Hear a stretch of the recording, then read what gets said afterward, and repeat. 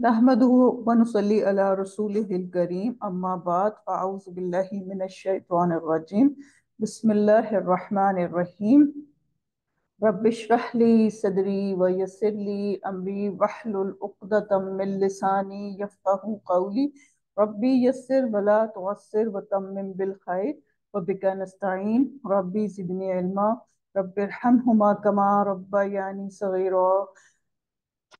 अल्लाहुम्मा सल्ली वसल्लिम अला नबीना मोहम्मद सल्लल्लाहु अलैहि वसल्लम।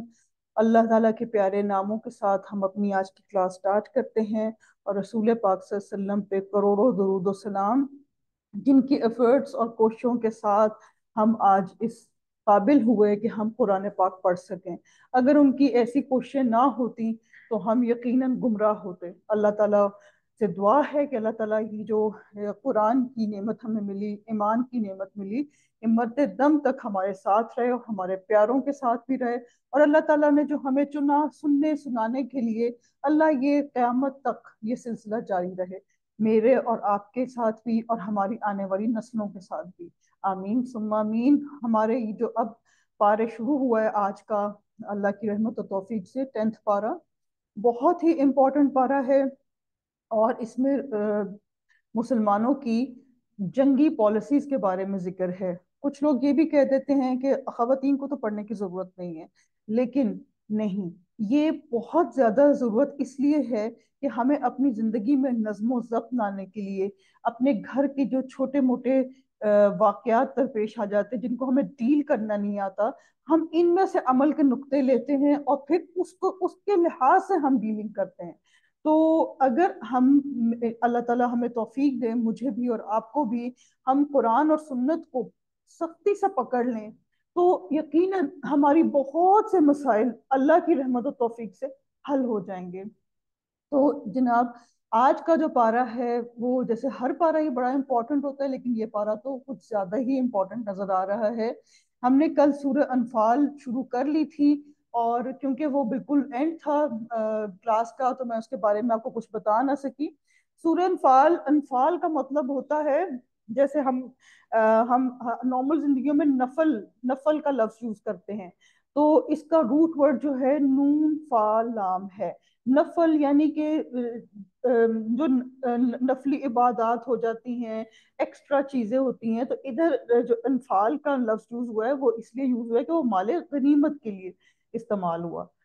तो इसमें कुछ बदर की भी बातें होंगी और कुछ असहाबे हुनैन की बातें होंगी, यानी कि जो एक गज़वा हुनैन हुई थी उसके बारे में हम बात करेंगे। फिर ज्यादा बात जो है वो जंगे तबूक की है, यानी कि गज़वा तबूक, और उसमें जो लोग थे उनके क्या बिहेवियर्स थे। और इसमें हम गलबा इस्लाम की बातें करेंगे अल्लाह की रहमत और तौफीक से। तो जी, हम बाकायदा से अब अपने पारे का स्टार्ट ले लेते हैं दोबारा से। आउज़ु बिल्लाहि मिनश शैतानिर रजीम बिस्मिल्लाहिर रहमानिर रहीम रब्बी यस्सिर वला तुअस्सिर व तम्मिम बिल खैर रब्बी ज़िदनी इल्मा। जी, सूरा नंबर 8 है ये, और इसमें जो आयात आएंगी वो 41 टू 75 हैं। अब ये पीछे से हमारा जो पारा था उसकी कंटिन्यूएशन है। हम लोग आयात पढ़ेंगे 41 टू 44 और रुकू नंबर 5 है। पिछले पारे में हमने 40 आयात पढ़ी थी। पहली आया मुबारका थी कि माले गनीमत का क्या करना है, और उसके बाद सारी आयात थी तरबियत के लिए कि आपने माल लेने से पहले अपनी तरबियत करनी है। ऐसे नहीं होगा कि माल आपके पास आ जाए और तरबियत ना हो। तो इसमें जो सबसे मुझे बहुत इंस्पायर करता नुक्ता वो ये है कि आज मैं और आप अपने बच्चों को उतने पैसे ना दें। क्यों? क्योंकि उनकी अभी तरबियत ही नहीं हुई हुई कि उन्होंने पैसों का सही इस्तेमाल कैसे करना है। और हम कई लोगों को मैंने सुना है कि उनके बच्चों की जो पॉकेट मनी है वो 1.5 लाख है। अल्लाह की पनाह करें कि वो बच्चों को उसमें उन्होंने ना खाना है, ना पीना है, ना कपड़ा खरीदना है, लेकिन उनको 1.5 लाख रुपए मिला हुआ, तो फिर जाहिर है फिर वो जो आजकल हरकतें और चीजें हो रही हैं वही होंगी ना। तो हम बाकायदा से तर्जुमा स्टार्ट करते हैं। औज़ुबिल्लाहिमिनश्शैतानिर्रजीम। और जान लो कि तुम जिस किस्म की जो कुछ गनीमत हासिल करो, इसमें से पांचवा हिस्सा तो अल्लाह का है और रसूल का और कराबतदारों का और यतीमों का और मस्कीनों का और मुसाफिरों का। اگر تم اللہ پر ایمان لائے ہو، اس چیز پر جو ہم نے اپنے بندے پر اس دن اتارا، جو دن حق اور باطل کی جدائی کا تھا، جس دن دو فوجیں بھڑ گئی تھیں، اور اللہ ہر چیز پر قادر ہے۔ جی، یہ اس میں سورہ انفال میں فتح منانے کے بھی آداب سکھائے جا رہے ہیں۔ جنگ بدر جو تھی وہ تھی اوفینسو، اور جو جنگ غزوہ احزاب تھی وہ تھی ڈیفینسو۔ اللہ تعالیٰ نے بدر کو یوم الفرقان بھی کہا، کہ یعنی کہ فرقان کا مطلب ہوتا ہے حق اور باطل کا الگ الگ ہو جانا۔ تو بدر میں یہ ہوا تھا کہ کافی سارے لوگ جو ہیں وہ چھٹ گئے تھے۔ تو اسلام جو ہے، اللہ تعالیٰ مجھے اور آپ کو بھی توفیق دے کہ ہم اللہ کی راہ میں لگ جائیں۔ اسلام ایک مشین ہے اور ہم اس کا ایک پرزہ ہیں، اگر نہیں لگیں گے تو نکال کے باہر ہو جائیں گے۔ تو اس لیے قربانی جب بھی چاہیے ہوتی ہے تو اس میں کچھ نہ کچھ آپ کو وقت، سکل، پیسہ، سب کچھ دینا ہوتا ہے۔ اسلام آپ سے اتنا نہیں مانگ رہا، لیکن کچھ تو آج تو ہم یہ کہتے ہیں کہ نہیں، ہم نے ہر کام میں اپنی بہت خرچے کرنے ہیں، لیکن جب اسلام کا نام آتا ہے تو ایک چھوٹا سا نوٹ نکل جاتا ہے، اس کا ہم سمجھتے ہیں ہم بڑے نیک ہیں، ہم نے اسلام کے لیے بہت کام کر لیا۔ اور اللہ رحم کر دے سب پہ، زیادہ تر لوگ اپنا نام بنانے کے لیے پیسے خرچ کر رہے ہوتے ہیں۔ تو ہمیں بس تھوڑا سا اپنے آپ سے کوشچن کرنا ہے کہ اگر میں اور آپ آج زندہ بیٹھے ہوئے ہیں، اور مجھے اور آپ کو رمضان کا مہینہ مل رہا ہے، مجھے اور آپ کو تراویحاں پڑھنے کی پھر اللہ تعالیٰ نے توفیق دی ہے، روزے رکھنے کی توفیق دی ہے، تو اس کا کیا مطلب ہے؟ کیا اللہ تعالیٰ مجھ سے کچھ چاہ رہا ہے؟ یقیناً اللہ تعالیٰ ہم سے چاہتے ہیں کہ اسلام کی گرتی ہوئی عمارت کو پکڑ لیں، اور یہ میں نے اور آپ نے ہی کرنا ہے انشاءاللہ۔ اب آگے 42 نمبر آیا، جبکہ تم پاس والے کنارے پہ تھے اور وہ دور والے کنارے پر تھے، اور قافلہ تم سے نیچے تھا، اگر تم آپس میں وعدے کرتے تو یقیناً تم وقت معین پہ پہنچنے میں مختلف ہو جاتے، لیکن اللہ کو تو ایک ہی کام کر ڈالنا تھا جو مقرر ہو چکا تھا، تاکہ جو ہلاک ہو دلیل پر، یعنی یقین جان کر ہلاک ہو، اور جو زندہ رہے وہ بھی دلیل پر حق پہچان کر زندہ رہے۔ بے شک اللہ بہت سننے والا اور جاننے والا ہے۔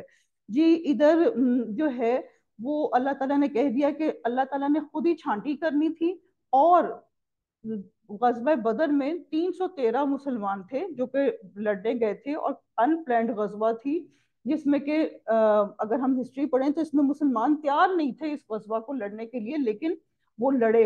اور اس سے ثابت ہوتا ہے کہ ہیڈ کاؤنٹ کبھی بھی نہیں دیکھنا چاہیے، یہ دیکھنا چاہیے کہ میری اور آپ کی کوشش کیا ہے۔ ٹھیک ہے جی، تو جب کوشش ہوگی نا تو انسان بہت کچھ کام کر دے گا، لیکن اگر میری اور آپ کی نیت ہی نہیں ہوگی تو آگے کرنا کیا ہے ہم نے؟ اللہ ہم پہ رحم و کرم فرمائے۔ آگے چلتے ہیں جی، آیت نمبر 43 ہے، جبکہ اللہ تعالیٰ نے تجھے تیرے خواب میں ان کی تعداد کم کر دکھائی، اگر ان کی زیادتی دکھاتا تو تم بزدل ہو جاتے اور اس کام کے بارے میں آپس میں اختلاف کرتے، لیکن اللہ تعالیٰ نے بچا لیا، وہ دلوں کے بھیدوں سے خوب آگاہ ہے۔ اللہ تعالیٰ نے ایسے کیا کہ مسلمانوں کو وہ کم لگے، حالانکہ وہ 1000 لوگ تھے۔ اگر وہ نظر آ جاتے مسلمانوں کو کہ اتنے زیادہ لوگ ہیں، بے شک ان کے بہت زیادہ حوصلے بلند تھے، وہ بہت تربیت یافتہ لوگ تھے، لیکن تھے بھی تو انسان، تو اللہ تعالیٰ نے ان کو کم کر دکھایا۔ یہ اللہ کی مدد تھی، اور اللہ کی مدد کب آتی ہے؟ جب انسان پرخلوص کوشش کرتا ہے، اور اللہ نے ان کو مدد دے دی، لیکن اللہ تعالیٰ نے بچا لیا، وہ دلوں کے بھیدوں سے خوب آگاہ ہے، جبکہ اس نے بوقت ملاقات انہیں تمہاری نگاہوں میں بہت کم دکھایا اور تمہیں ان کی نگاہوں میں بہت کم دکھایا، تاکہ اللہ تعالیٰ اس کام کو انجام تک پہنچا دے جو کرنا ہی تھا، اور سب کام اللہ ہی کی طرف پھیرے جاتے ہیں۔ بس جی، جہاد کا اگر فیصلہ ہو گیا ہے تو ہمیں جم جانا ہے، مجھے اور آپ کو۔ اور آج پھر وہی بات ہے کہ جہاد جو ہوتا ہے وہ ہم تلواروں سے تو نہیں کرتے، اور خاص طور پہ ہم خواتین، تو ہمارا جہاد جو ہے وہ ذہنی جہاد ہوگا، یعنی کہ کوئی بھی اگر اللہ رحم کر دے اسلام کے بارے میں بات کر رہا ہے یا اسلام کے خلاف کچھ ہے، تو ہمیں اس کو دیکھنا ہے اور اس پہ کچھ عمل بھی کرنا ہے کہ وہ کیا معاملات ہو رہے ہیں اور ہم ان کو کیسے ہینڈل کر سکتے ہیں۔ اچھا جی، اس میں انفال جو 41 ہے اس کا جو ہمیں ایک سبق ملتا ہے وہ بہت ہی ہے، جیسے اقبال نے کہا تھا، شہادت ہے مطلوب و مقصود مومن، نہ مال غنیمت نہ کشور کشائی۔ صحابہ کرام چیزوں کے لیے اور فتح کے لیے نہیں لڑتے تھے، وہ اسلام کے جھنڈے کو بلند کرنے کے لیے لڑتے تھے۔ اور کامیابی اللہ کی مدد سے آتی ہے، لیکن ہمیں اسباب ضرور استعمال کرنے ہیں۔ یہ نہیں کہ اللہ مالک ہے، اللہ مالک ہے تو کام ہو جائے گا، اللہ تو مالک ہے لیکن آپ اب خود بھی تو کام کریں۔ ٹھیک ہے جی، اب آگے ہم چلتے ہیں۔ اس میں سے ہم نے عمل کے نقطے بھی کچھ لے لیے ہیں، اللہ تعالی ہمیں توفیق دے۔ جی آگے ہم چلتے ہیں۔ جب اللہ تعالیٰ نے کسی سے کوئی کام لینا ہوتا ہے نا تو وہ بدر والے حالات پیدا کر دیتے ہیں، تو دعا کیجئے کہ اللہ تعالیٰ میرا بھی اتنا ایمان خالص ہو جائے کہ مجھے بھی بدر والے حالات مل جائیں کہ میں تھوڑا سا بھی کام کروں تو اللہ تعالیٰ اس کو ڈبل ٹرپل کر دے۔ اور اس میں ہم نے جو عمل کے نقطے سیکھے ہیں وہ یہ ہے کہ مال کے حوالے کرنے سے پہلے اولاد کی یا کسی کی بھی تربیت کرنی، جو ہم نے شروع میں بات کر لی تھی، اور مالی معاملات میں عدل و انصاف سے کام لینا ہے، دین کے کاموں کو اللہ کے بتائے ہوئے اصولوں سے چلنا ہے۔ رکوع نمبر 6 ہے جی، اور آیات ہیں 45 to 48۔ اچھا جی، اس میں کچھ ہم رولز پڑھیں گے جس کی وجہ سے ہم کامیاب بھی ہو سکتے ہیں، اور اگر ہم یہ نہ کریں تو ہم ناکام بھی ہو سکتے ہیں۔ اے ایمان والو، جب تم کسی مخالف فوج سے بھڑ جاؤ تو ثابت قدم رہو اور بکثرت اللہ کو یاد کرو تاکہ تمہیں کامیابی حاصل ہو، اور اللہ کی اور اس کے رسول کی فرما برداری کرتے رہو، آپس میں اختلاف نہ کرو ورنہ بزدل ہو جاؤ گے اور تمہاری ہوا اکھڑ جائے گی، اور صبر اور سہارا رکھو، یقیناً اللہ تعالیٰ صبر کرنے والوں کے ساتھ ہے۔ جی اس میں رولز آ گئے ہیں، اگر ہم ان پہ غور کریں تو ثابت قدم رہنا ہے، یعنی کہ جم جانا ہے۔ اگر میں نے اور آپ نے فیصلہ کر لیا کہ ہم نے دورہ قرآن کرنا ہے تو اب ہم نے جم جانا ہے۔ اب ہم نے یہ نہیں، اس میں لیم ایکسکیوزز نہیں لینے کہ مجھے یہ کرنا ہے مجھے وہ کرنا ہے۔ ہمارے پاس 24 گھنٹے ہوتے ہیں، 24 گھنٹوں میں 2 ڈھائی گھنٹے اللہ تعالیٰ مانگ رہے ہیں، اللہ کو کھلے دل سے دینا ہے۔ ٹھیک ہے جی، ثابت قدمی رکھنی ہے، اور اللہ کو بہت یاد کرنا ہے۔ اللہ کو یاد کرنے کا یہ مطلب نہیں کہ اللہ اکبر بس بولتے گئے ساتھ ٹی وی فیس بک چلاتے رہے، یہ مطلب نہیں ہے۔ اس کا یہ مطلب ہے کہ اپنے عمل میں بھی لانا ہے۔ جب کسی کو معاف کرنا ہے تو اس وقت بھی یاد رکھنا ہے کہ میرا اللہ ہے، جب وہ مجھے معاف کرتا ہے تو میں کیوں نہ لوگوں کو معاف کروں۔ تو اللہ کی یاد جو ہے وہ عمل سے نظر آتی ہے۔ اور پھر اس کے بعد اللہ اور رسول پاک صلی اللہ علیہ وسلم کی فرما برداری کرنی ہے، اور یہ فرما برداری کیسے ہوگی؟ جب ہم قرآن اور سنت کو سیکھیں گے، اور آپس میں اختلافات نہیں کرنے، یعنی کہ لڑائیاں نہیں کرنی، کیونکہ جب کوئی ٹیم ملتی ہے تو دل بہت کھٹے ہوتے ہیں، تو دل کھٹے ہونے سے کی وجہ سے انسان کام سے پیچھے رک جاتا ہے۔ تو یہ نہیں کرنا، کام کو اللہ کے کام کو پرائورٹی رکھنا ہے، اور مل جل کے اتفاق سے رہنا ہے۔ اور ان لوگوں جیسے نہ بنو جو اتراتے ہوئے لوگوں میں خود نمائی کرتے ہوئے اپنے گھروں سے چلے اور اللہ کی راہ سے روکتے تھے۔ جو کچھ وہ کر رہے تھے اللہ اسے گھیر لینے والا تھا۔ جی یہ وہ لوگ ہیں جو کہ بالکل ہی جسے کہتے ہیں نا گلیمرائز کر کے گھر سے نکلے، جبکہ ان کے اعمال کو شیطان انہیں زینت دار دکھا رہا تھا، اور کہہ رہا تھا کہ لوگوں میں سے کوئی بھی آج تم پر غالب نہیں آ سکتا، میں خود بھی تمہارا حمایتی ہوں۔ لیکن جب دونوں جماعتیں نمودار ہوئیں تو اپنی ایڑیوں کے بل پیچھے ہٹ گیا اور کہنے لگا میں تم سے بری ہوں، میں وہ دیکھ رہا ہوں جو تم نہیں دیکھ رہے، میں اللہ سے ڈرتا ہوں اور اللہ تعالیٰ سخت عذاب دینے والا ہے۔ انی اخاف اللہ، شیطان کہتا ہے کہ میں اللہ سے ڈرتا ہوں، حالانکہ بالکل جھوٹ۔ اگر وہ اللہ سے ڈرے تو وہ ایسی بات نہ کرے۔ اور آج اللہ مجھے اور آپ کو معاف کرے، کئی دفعہ ہم بھی یہ کہہ دیتے ہیں کہ ہمیں اللہ سے بہت ڈر لگتا ہے، بہت ڈر لگتا ہے، لیکن جب کام کرتے ہیں تو وہی کام کر رہے ہوتے ہیں، وہی فساد پھیل رہے ہوتے ہیں، وہی غفلتیں ہو رہی ہوتی ہیں۔ تو یہ دیکھ لینا چاہیے کہ یہ کام شیطانی ہے کہ ہم منہ سے بولیں کہ ہم اللہ سے بہت ڈرتے ہیں اور پھر کام وہی کریں۔ تو جی یہ ادھر ہمیں 8 اصول مل گئے کہ ہم نے ثابت قدم رہنا ہے، اللہ کا بہت ذکر کرنا ہے، اللہ کی اطاعت کرنی ہے، رسول پاک صلی اللہ علیہ وسلم کی اطاعت کرنی ہے، صبر کرنا ہے، اور بطر یعنی کہ دکھاوا نہیں کرنا، اور اللہ کی راہ سے لوگوں کو بھی نہیں روکنا، خود بھی نہیں رکنا، لوگوں کو بھی نہیں روکنا۔ یہ شیطانی عمل ہوتا ہے اور یہ یاد رکھنا ہے، کیونکہ کل بھی ہم نے پڑھا تھا کہ جو شیطان ہوتا ہے وہ بڑے خوبصورت طریقے سے آپ کے سامنے آتا ہے، ایسے تھوڑی ہے کہ وہ ہم سمجھتے ہیں کہ پتہ نہیں وہ ڈریکولا بن کے ہمارے سامنے آئے گا، نہیں، وہ خوبصورت بن کے آتا ہے اور وہ کہتا ہے کہ نہیں نہیں دیکھو، ابھی جیسے وہ کہہ رہا تھا کہ میں تو تمہارا خیر خواہ ہوں۔ اچھا جی، ہمارے لیے اس میں عمل کے نقطے کیا ہیں؟ کہ ہمیں باہمی تنقید سے اور اختلافات سے بچنا ہے اور صبر کے ساتھ ٹیم کے ساتھ جڑے رہنا ہے، کیونکہ team work is dream work. جو بندہ اکیلا ہوتا ہے وہ کچھ نہیں کر پاتا، اور کامیابی کے لیے اسباب ضرور اختیار کرنے ہیں لیکن نظر اللہ پہ ہونی چاہیے۔ یہ نہیں کہ میں بہت انٹیلیجنٹ ہوں تو میں ڈیزرو کرتی تھی یہ کامیابی، نو، ساری انٹیلیجنس جو ہے وہ اللہ کی۔ رکوع نمبر 7 ہے، آیات کی 49 to 58۔ اس میں کچھ کافروں کا ذکر آئے گا۔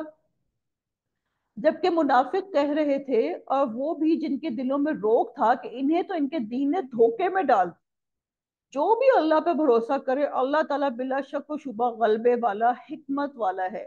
ایک بات یاد رکھیں کہ جب بھی منافق کا ذکر آئے گا نا، تو کچھ نہ کچھ عمل کی باتیں آئیں گی۔ کیوں؟ کیونکہ منہ سے تو ہر بندہ بہت اچھی اچھی باتیں کر لیتا ہے۔ جی، یہ آیت نمبر 50 ہے، سورہ انفال کی میں پڑھ رہی ہوں۔ لیکن جب وقت آتا ہے کام کرنے کا، تو پھر اس وقت منافق چھٹتے ہیں کہ وہ کام نہیں کرنا چاہتے، وہ قربانی نہیں دینا چاہتے۔ کہ کاش کہ تو دیکھتا کہ جب فرشتے کافروں کی روح قبض کرتے ہیں ان کے منہ پر اور پیٹھوں پہ مارتے ہیں اور کہتے ہیں تم جلنے کا عذاب چکھو، اللہم لا تجلنا منہم۔ یہ ادھر کافر کس کو کہا گیا؟ ذرا ہم نے غور کیے کہ پیچھے منافق کی بات آئی اور پھر فوراً آ گیا کہ کافر، تو ادھر اللہ تعالیٰ نے کافر منافقوں کو کہا گیا۔ یہ بسبب ان کاموں کے جو تمہارے ہاتھوں نے پہلے ہی بھیج رکھا ہے، بے شک اللہ اپنے بندوں پر ظلم نہیں کرنے والا۔ مثل فرعونیوں کے حال کے اور ان سے اگلوں کے، انہوں نے اللہ کی آیتوں سے کفر کیا، پس اللہ نے ان کے گناہوں کے باعث انہیں پکڑ لیا۔ اللہ تعالیٰ یقیناً قوت والا اور سخت عذاب والا ہے۔ آیت نمبر 52۔ یہ اس لیے کہ اللہ تعالیٰ ایسا نہیں کہ کسی قوم پہ کوئی نعمت انعام فرما کر پھر بدل دے، جب تک کہ وہ خود اپنی اس حالت کو نہ بدل دیں جو کہ ان کی اپنی تھی، اور یہ کہ اللہ سننے والا جاننے والا ہے۔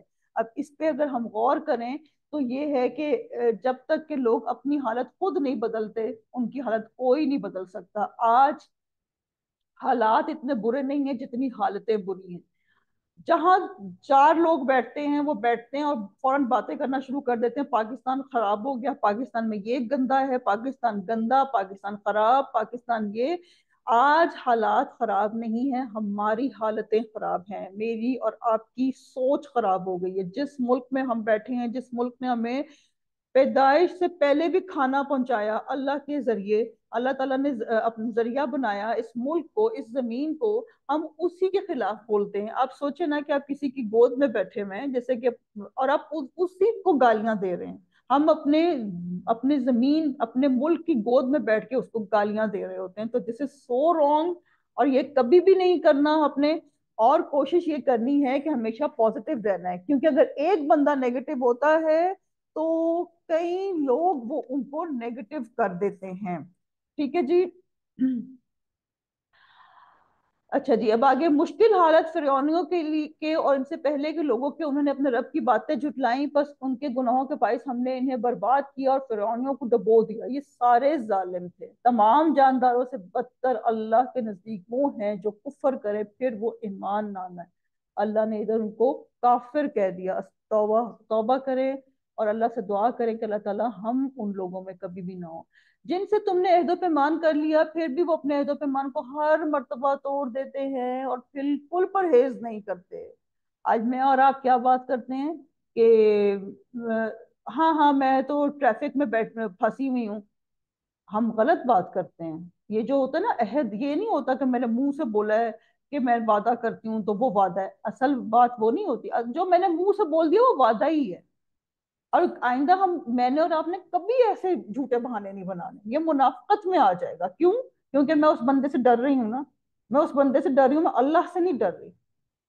بندوں سے نہیں ڈرنا، اللہ سے ڈرنا ہے۔ آرام سے کہہ دیں جی مجھے آدھا گھنٹہ لگے گا، میں ابھی گھر پر بیٹھی ہوئی ہوں۔ بس جب کبھی تو لڑائی میں ان پر غالب آ جائے تو انہیں ایسی مار مار کے ان کے پچھلے بھی بھاگ کھڑے ہو سکتا ہے کہ وہ عبرت حاصل کریں۔ اور اگر تجھے کسی قوم کی خیانت کا ڈر ہو تو برابری کی حالت میں ان کا عہد نامہ توڑ دے، اللہ تعالیٰ خیانت کرنے والوں کو پسند نہیں فرماتا۔ جی یہ انٹرنیشنل پالیسیز ہیں کہ اگر کوئی قوم آپ سے عہد کرتی ہے اور پھر وہ توڑ دیتی ہے تو آپ پہ بھی پورا حق ہے کہ آپ بھی اس کو توڑ دیں۔ یہ نہیں کہ آپ سمجھیں کہ اسلام میں تو جھوٹ بولنا یا عہد توڑنا منع ہے، لیکن انہوں نے پہلے عہد توڑا ہے، آپ بھی توڑ دیں اور ان کو خوب ٹھیک جواب دیں۔ اچھا جی، اب اس میں آیت نمبر جو 55 ہے، اس میں آیا ہوا ہے ان شر الدواب، یعنی کہ ان کو جانور کہا گیا ہے، استغفر اللہ، انسان کو جانور کہا گیا ہے۔ تو ہمیں اللہ سے توفیق مانگنی چاہیے کہ ہم انسان ہیں تو ہم انسان کی سطح پہ ہی رہیں۔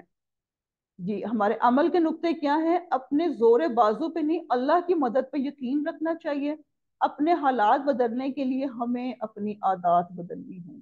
ایسا نہیں ہوگا کہ میں 12 بجے تک سوئی بھی رہوں، میں پھر فلمیں بھی دیکھتی رہوں، میں موبائل بھی یوز کرتی رہوں، میں لوگوں کی غیبتیں بھی کرتی رہوں، میں کہوں میرے تو حالت ہی نہیں بدل گئی۔ نہیں، پہلے مجھے کوشش کرنی ہوگی، اپنی عادت بدلنی ہوگی، پھر اللہ تعالیٰ کی مدد آئے گی انشاءاللہ۔ ارد گرد کے لوگ بھی چینج ہوں گے۔ اچھا، یہ بات مجھے پہلے کبھی سمجھ نہیں آتی تھی، آج سے کوئی 25 سال پہلے جب مجھے کسی نے کہا یہ آیت پڑھی تو سمجھ نہیں آئی بات کی، میں نے کہا لو جی مجھے تو نہیں سمجھ آ رہی، نہیں نہیں یہ کیسی آیت ہے، مجھے کچھ پتا نہیں چل رہا اس کے معاملے میں کہ میں چینج ہوں گی تو ارد گرد لوگ چینج ہوں گے، یہ کیسے ہو سکتا ہے؟ تو میں تھوڑا سا آپ کو سمجھاتی ہوں۔ وہ ایسے ہو سکتا ہے کہ جو بندہ NLP ایک چیز ہوتی ہے، نیورو لنگوسٹک پروگرامنگ، اس میں ہم یہ کہتے ہیں کہ آپ جو چیز سوچتے ہیں فیلنگز کے ساتھ اور جو بولتے ہیں فیلنگز کے ساتھ، وہی آپ اٹریکٹ کر لیتے ہیں۔ یعنی کہ آج کل جیسے کہ اللہ رحم کرے، میں اور آپ جو ہیں بہت زیادہ سوچتے ہیں کہ پاکستان بہت خراب ہو گیا، پاکستان میں بہت مہنگائی ہو گئی، پاکستان کے حکمرانوں نے لوٹ لیا، تو ہمارے حالات ہی ویسے ہی ہوتے جا رہے ہیں، اس سے بھی بدتر ہوتے جا رہے ہیں۔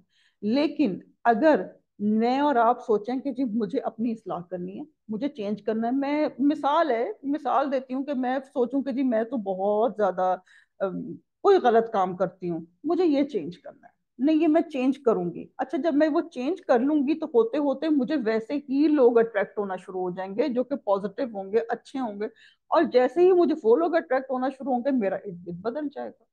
کیوں؟ کیونکہ میں بدلی تھی، اس لیے میرے ارد گرد کے لوگ بھی بدل گئے۔ اپنے کیے ہوئے وعدوں کی ہمیں پاسداری کرنی ہے اور امانت میں خیانت نہیں کرنی۔ کیوں امانت میں خیانت نہیں کرنی؟ کیونکہ یہ جو امانت ہوتی ہے ایک بڑی خاص چیز ہے۔ رسول پاک صلی اللہ علیہ وسلم نے ہجرت کرتے ہوئے ان کو جان کو خطرہ تھا، لیکن اپنی امانتیں حضرت علی رضی اللہ عنہ کے پاس چھوٹے گئے کہ یہ امانتیں تم نے دینی ہیں، حالانکہ وہ کفار کی امانتیں تھیں، وہ چاہتے تو ساری لے کے چلے جاتے کہ بھئی یہ تو اتنا تنگ کرتے ہیں، چلو ان کو بھی مزہ آئے نا، ذرا ایک چکھاؤں میں ان کو مزہ، لیکن نہیں، رسول پاک صلی اللہ علیہ وسلم نے اپنی امانتیں واپس کروائیں اور انہوں نے کہا پھر علی تم آنا۔ تو رکوع نمبر 8 ہے، آیات ہیں جی 59 to 64، اس میں اللہ کی راہ میں خرچ کرنے کا ہے، کچھ پڑھتے ہیں ہم۔ کافر یہ خیال نہ کریں کہ وہ بھاگ نکلیں، یقیناً وہ عاجز نہیں کر سکتے، تم ان کے مقابلے کے لیے اپنی طاقت بھر قوت کی تیاری کرو اور گھوڑوں کے تیار رکھنے کی، کہ اس سے تم اللہ کے دشمنوں کو خوف زدہ رکھ سکو، ان کے سوا اوروں کو بھی جنہیں تم نہیں جانتے۔ اللہ انہیں خوب جان رہا ہے، جو کچھ بھی اللہ کی راہ میں صرف کرو گے وہ تمہیں پورا پورا دیا جائے گا، تمہارا حق نہ مارا جائے گا۔ آج اگر آپ ادھر بیٹھی ہیں، آپ سن رہی ہیں، آپ سیکھ رہی ہیں، اور آپ کہتی ہیں کہ جی بہت سے لوگ سیرے کر رہے ہیں، عیش کر رہے ہیں، تو ادھر اللہ تعالیٰ کہہ رہے ہیں تم کچھ بھی اللہ کی راہ میں خرچ کرو گی، تم وقت کرو گی، تم اپنی کوئی سکل خرچ کرو گی، تم پیسے خرچ کرو گی، تمہیں سب کچھ ملے گا واپس، پورا پورا ملے گا، تمہارا حق نہیں مارا جائے گا۔ اور ادھر جو دوسرا ہے بات وہ یہ ہے کہ ہم آج اگر یہ کر لیں کہ لوگوں، میں نے اور آپ نے یہ کام کرنا ہے انشاءاللہ، جو ہم ادھر بیٹھے ہیں اور جو میرے آن لائن اسٹوڈنٹ سن رہے ہیں، کہ اگر میں نے اور آپ نے لوگوں کے دل جوڑنے ہیں نا، جو کہ آج بہت کھٹے ہو گئے، بہت الگ ہو گئے، تو ہمیں قرآن اور سنت سے جڑنا پڑے گا۔ اگر ہم قرآن اور سنت سے جڑ گئے تو ہمارا ہر مسئلہ حل ہوگا۔ کیوں؟ کیونکہ اگر میں آپ سے محبت کر رہی ہوں تو اللہ کے لیے محبت کر رہی ہوں، میں اگر آپ مجھ سے محبت کر رہے ہیں تو اللہ کے لیے کر رہے ہیں۔ آپ کو فرق ہی نہیں پڑے گا کہ اچھا سائرہ نے یہ کام نہیں کیا تو کوئی بات نہیں، میں نے تو محبت اللہ کے لیے کی تھی، میں نے سائرہ کے لیے تھوڑی کی تھی۔ میں بھی یہی سوچوں کہ میرا تو جو محور ہے وہ اللہ تعالیٰ ہے، اور مجھے دینا اللہ نے، جب اللہ نے کہہ دیا کہ میں پورا پورا دوں گا تو مجھے کیا فرق پڑتا ہے کوئی انسان مانتا ہے نہ مانے، کوئی انسان میرے ساتھ برا سلوک کرے، جو بھی کرے، مجھے کیا فرق پڑتا ہے؟ ٹھیک ہے نا؟ اور جب میں نے معاف کرنا ہے تو اللہ کے لیے معاف کرنا ہے، اور اب رمضان آ رہا ہے، اپنے پیاروں کو معاف کریں، اور ان کے ساتھ محبت کا سلوک کریں. اگر وہ صلح کی طرف جھکے تو بھی صلح کی طرف جھک جاؤ. اللہ پہ بھروسہ رکھ, یقیناً وہ سننے جاننے والے ہیں. ادھر تو جنگی پالیسی سکھائی جا رہی ہیں, لیکن ہم اپنے اوپر لے کے بات کریں گے, کیونکہ ہم خواتین کسی میدان میں لڑ نہیں رہی, تو ہم یہی کہیں گے کہ اگر کوئی ہمارے لیے جتنا بھی دشمن ہے وہ صلح کی طرف آ رہا ہے تو ہمیں بھی صلح کرنی چاہیے. اور اگر وہ تجھ سے دغا بازی کرنا چاہیں گے تو اللہ تجھے کافی ہے, اس نے اپنی مدد سے مومنوں سے تیری تائید کی. ان کے دلوں میں باہمی الفت بھی اسی نے ڈالی. زمین میں جو کچھ ہے تو اگر سارا کا سارا بھی خرچ کر ڈالتا تو بھی ان کے دل آپس میں نہ ملا سکتا. یہ تو اللہ ہی نے ان کے دلوں میں ان میں الفت ڈال دی ہے. وہ غالب حکمتوں والا ہے. جی, یہ والی آیت نوٹ کر لیں. اگر آپ کسی کے لیے بہت کچھ کر رہی ہیں, وہ آپ سے محبت نہیں کر رہے, تو بس صرف اتنا نوٹ کر لیں کہ آپ اس انسان کے لیے کر رہی ہیں تو پھر وہ آپ سے محبت نہیں کرے گا. یہ ایک یونیورسل فارمولا ہے. آپ سے وہ محبت نہیں کرے گا, آپ کو الٹا وہ جسے کہتے ہیں کہ خوب دو چار باتیں سنا دے گا جواب میں. کیوں؟ کیونکہ آپ نے انسان کے لیے محبت کی. آپ کریں محبت اللہ کے لیے. ادھر اللہ تعالیٰ کہہ رہے ہیں کہ اللہ نے دلوں میں محبت ڈالنی ہے. آج اولادوں کے ہاتھوں ماں باپ پریشان ہیں, تو آپ ان اولادوں سے بھی محبت اللہ کے لیے کر لیں. آپ اللہ تعالیٰ کو کہیں اللہ میں اس سے محبت کروں کہ آپ کا حکم ہے, لیکن آپ سب سے نمبر ون ہیں. ہم کئی دفعہ استغفر اللہ منہ سے بہت بڑا بول نکل جاتا ہے, ہم نمبر ون ہیں. کبھی یہ لفظ نہ بولیں, کوئی دنیا میں نمبر ون نہیں ہے سوائے اللہ کی ذات. اللہ نمبر ون ہے اور وہ غالب حکمتوں والا ہے. اے نبی تجھے اللہ کافی ہے, اور مومنوں کو جو تیری پیروی کر رہے ہیں, یعنی کہ ہم سب کو بھی اللہ کافی ہے. اور اللہ تعالیٰ نے ان آیات میں جنگوں کے لیے ابھارا ہے, اور یہ آیات ہم قرآن پاک سے نہیں نکال سکتے. آج دوسرے ویسٹ کہتا ہے کہ جی سورہ توبہ اور سورہ انفال کو قرآن سے نکال دو. کم از کم یہ آیات نکال دو جو ابھی ہم پڑھ رہے ہیں. تو یہ کیسے نکال دیں ہم؟ یہ تو قرآن کا حصہ ہے, اور یہ ازل سے ابد تک رہے گا انشاءاللہ. اور جو قرآن ہے یہ غالب آئے گا, اور اپنی انہی صورتوں کے ساتھ غالب آئے گا انشاءاللہ. اور مومن جو ہوتے ہیں نا, اس کا کیا طریقہ ہے کہ مجھے میرے بچپن میں میرے ابو یہ شعر سکھایا کرتے تھے, اور آج میں پڑھتی ہوں تو میری آنکھوں میں آنسو آ جاتے ہیں, کہ کافر ہے تو شمشیر پہ کرتا ہے بھروسہ, مومن ہے تو بے تیغ بھی لڑتا ہے سپاہی. کافر ہے تو وہ اپنی تلواروں پہ اپنے ویپنز پہ بھروسہ کرتا ہے, لیکن اگر مومن ہے نا تو وہ بغیر تلوار کے بھی لڑ پڑتا ہے, اور اللہ اس کو غالب کرتے ہیں. تو اسلام کا جو اعتماد اور قوت ہے نا, وہ صرف ہم جو 23 مارچ کی پریڈ ہوتی ہے, ہم نے دیکھی ہیں پریڈیں, ہمارے بچپن میں ہمارے گھر کے بالکل سامنے بہت بڑی جگہ تھی جہاں پہ آرمی سارے اپنے رکھتی تھی, ٹینٹس لگاتی تھی اور پریڈ ہوتی تھی. تو اتنا زیادہ وہ اس پہ ان کا جوش و جذبہ ہوتا تھا آرمی آفیسرز کا, کہ ہر دن جوش. میں کہتی تھی ابو کو, میں بہت چھوٹی تھی 7th 8th میں, کہ ابو یہ ہر دن کے اندر اتنا جذبہ ہوتا ہے. تو ابو کہتے ہیں, ابو آگے سے کہہ دیتے تھے مومن ہے تو بے تیغ بھی لڑتا ہے سپاہی. بیٹا مسلمان کا جذبہ ہی بہت. اور آج یہ بات گزرے ہوئے کو کافی سال ہو گئے, لیکن آج وہ جذبہ ختم, آج وہ جذبہ نہیں. تو ہمیں چاہیے کہ میں اور آپ ان جذبوں کو اپنے بیٹوں میں ابھاریں. یہ نہیں کہ بالکل ہی مطلب تھوڑا سا پڑھا اور آگے بات شروع کر دی. پہلے خود سننا ہے, خود پڑھنا ہے, خود سمجھنا ہے, پھر اس کو ہم نے امپلیمنٹ بھی کرنا ہے. اور آپس میں تعلقات جو ہیں وہ بہت امپورٹنٹ. اگر مسلمانوں کا آپس میں اتفاق نہیں ہے تو وہ کچھ نہیں کر سکتے. کیوں؟ کیونکہ آپ کی اپنی تو اینٹیں اتنی کمزور ہیں, تو آپ کہتے ہیں جی میں اس پہ قلعہ بنا لوں. ایسا نہیں ہو سکتا نا. مومن یوں ہاتھ مارے, دشمن ہاتھ مارے گا تو وہ جو مومن صاحب ہیں وہ سارے ڈھیر ہو جائیں گے. تو دھیان کرنا ہے آپس کے تعلقات پہ بہت زیادہ رکھنا ہے, کیونکہ آپس کے تعلقات کی وجہ سے مسلمان بہت پٹ رہا ہے آج مسلمان, کیونکہ آج علماء کرام کا آپس میں اختلاف ہوا ہوا ہے. میں وہی بات کروں گی کہ ابھی ڈاکٹر ذاکر نائک آئے تھے, تو پاکستانی علماء کرام پہ مجھے بہت افسوس ہوا کہ انہوں نے صبر نہ کیا. ایک مہمان ہمارے گھر آیا تھا, ان کی بھی نہ چھوڑی بات, کہ ان کو جواب بھی دینا پڑ گیا. اور آپس میں محبت و اتفاق سے رہنا ہے، اور عمل کا نقطہ یہ ہے کہ پرامن فضا میں امن طریقے سے، بالکل ٹھنڈے طریقے سے دعوت کا کام کرنا ہے۔ یہ نہیں کہ اگلا بندہ آپ سے لڑ رہا ہے اور آپ جو ہیں وہ ان کو کہہ رہے ہیں کہ دیکھو تم آؤ نا، تم قرآن پڑھو، وہ تو آپ کو اور دو چار باتیں سنا کے چلا جائے گا۔ تو اس وقت ٹھنڈے رہ جانا ہے، ٹھیک ہے؟ اور پھر جب بھی پرامن وقت ہو تو پھر رکوع نمبر 9 ہے، آیات ہیں جی 65 to 69، اور جہاد کے لیے اس میں ذہنی و ایمانی تیاری کی اہمیت بتائی جا رہی ہے، ٹھیک ہے جی؟ تو اس میں ہم آگے پڑھتے ہیں۔ اے نبی، ایمان والوں کو جہاد کا شوق دلاؤ، اگر تم میں 20 بھی صبر والے ہوں گے تو وہ 200 پہ غالب رہیں گے۔ Can you imagine that? 20 صبر والے، یعنی کہ صبر اتنی بڑی طاقت ہے، اور آج ہم صبر بھی صبر کے ساتھ نہیں کرتے، ہم صبر بھی صبر کے ساتھ نہیں کرتے۔ 20 صبر والے ہوں گے، 200 پہ غالب ہوں گے۔ اللہ معاف کر دے، ایک مجھے بات یاد آتی ہے، بچپن میں کبھی فلمیں دیکھتے تھے تو اس میں ایک ہیرو ہوتا تھا اور 20 مارنے والے ہوتے تھے، اور لوگ کہتے تھے، میرا بھائی کہتا تھا کہ یہ سب لوگ بیٹھ کے ویٹ کرتے ہیں اور یہ ایک بندہ ان کو بچا رہا ہے۔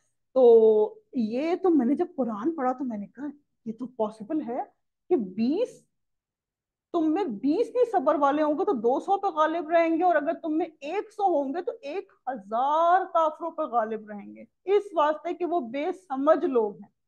یعنی کہ جو آپ پہ اٹیک کر رہے ہیں وہ کافر ہیں، وہ بے سمجھ ہیں، آپ تو مومن ہیں، آپ نے ان کو قابو میں کر لینا ہے۔ اور وہ کیسے قابو میں کر لینا ہے؟ کہ ہم نے تو قرآن پڑھ لیا، ہم نے تو سنت پڑھ لی، ہم تو اب اللہ کی رحمت و توفیق سے ہر ہر کافر کو قابو میں کر سکتے ہیں، بس یہ ہے کہ ہماری تربیت ہوئی ہو۔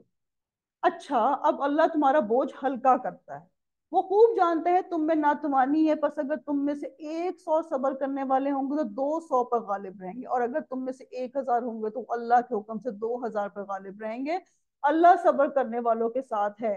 یعنی کہ اب اللہ تعالیٰ کو پتا چلے کہ تھوڑا سا ایمان میں کمی آئی، وہ اس وقت یہ مدنی سورہ ہے ہم پڑھ رہے ہیں، یعنی کہ مدینہ میں آئی تھی، تو اس میں یہ کہ بہت سارے لوگ نئے مسلمان بھی ہوئے تھے، تو اللہ تعالیٰ کو پتہ ہے کہ بھی ظاہر ہے ایک بندہ نیا نیا ایک چیز میں آتا ہے تو فوراً بہت زیادہ آگے نہیں پڑھ سکتا، ایک بچہ نرسری میں جاتا ہے تو بڑا ٹائم لیتا ہے، تو وہ جا کے ایم اے اور پی ایچ ڈی کرتا ہے، تو ایسے تھوڑی ہے۔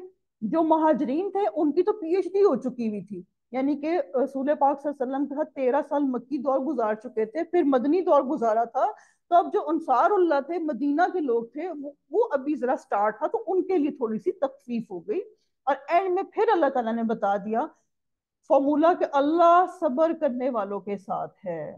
بہت مشکل کام ہے، ہمت کے کام ہے، لیکن صبر کا پھل بہت میٹھا ہوتا ہے۔ اور صبر آتا بھی کیسے ہے؟ ہم نے پیچھے پڑھا تھا، ایمان جس کے پاس ہوگا نا، پکا ایمان، اس کو صبر آتا ہے ہوگا، جس کا پکا ایمان نہیں نا وہ صبر نہیں کر سکتا۔ اس لیے ایمان جو ہے نا وہ بڑا بڑا میٹھی چیز ہے، لیکن وہ کوئی ٹیسٹ کرے تو بات، کوئی ٹیسٹ تو کرے نا اس کو، جیسے وہ کہتے ہیں نا آزمائش شرط ہے۔ نبی کے ہاتھ میں قیدی نہیں چاہیے جب تک کہ ملک میں وہ اچھی خون ریزی کی جنگ نہ ہو جائے۔ تم تو دنیا کے مال چاہتے ہو اور اللہ کا ارادہ آخرت کا ہے، اللہ زور آور با حکمت ہے۔ جی ادھر جو تھا وہ تھوڑا سا تھا کہ قیدی آ گئے تھے تو بات ہو رہی تھی کہ ان کو کیا کرنا چاہیے، تو کچھ لوگوں کا تھا مشورہ کہ ان کو قتل کر دیں، کچھ کو تھا کہ ان کو رکھ لیتے، ان کو قتل نہیں کرتے۔ رسول پاک صلی اللہ علیہ وسلم بہت سافٹ ہارٹیڈ تھے، تو پھر اللہ تعالیٰ نے یہ آیت اتاری کہ نہیں، وہ خون ریزی ہونی چاہیے۔ اگر پہلے ہی سے اللہ کی طرف سے بات لکھی ہوئی نہ ہوتی تو جو کچھ تم نے لے لیا ہے اس بارے میں تمہیں کوئی بڑی سزا ہوتی، بس جو کچھ حلال اور پاکیزہ غنیمت تم نے حاصل کی ہے خوب کھاؤ پیو، اللہ سے ڈرتے رہو، یقیناً اللہ غفور الرحیم ہے۔ کھاؤ پیو غنیمتیں استعمال کرو، لیکن اللہ کو یاد رکھو، یہ نہیں کہ ساتھ میں ہاتھ میں پیزا ہے اور ساتھ میں استغفر اللہ ایک اللہ کی نافرمانی بھی ہو رہی ہے۔ فون پہ فون کھولا، اس میں جو بھی چیز نظر آئی سب دیکھ رہے ہیں، کر رہے ہیں، اور خوب اللہ کی نعمتیں استعمال کر رہے ہیں۔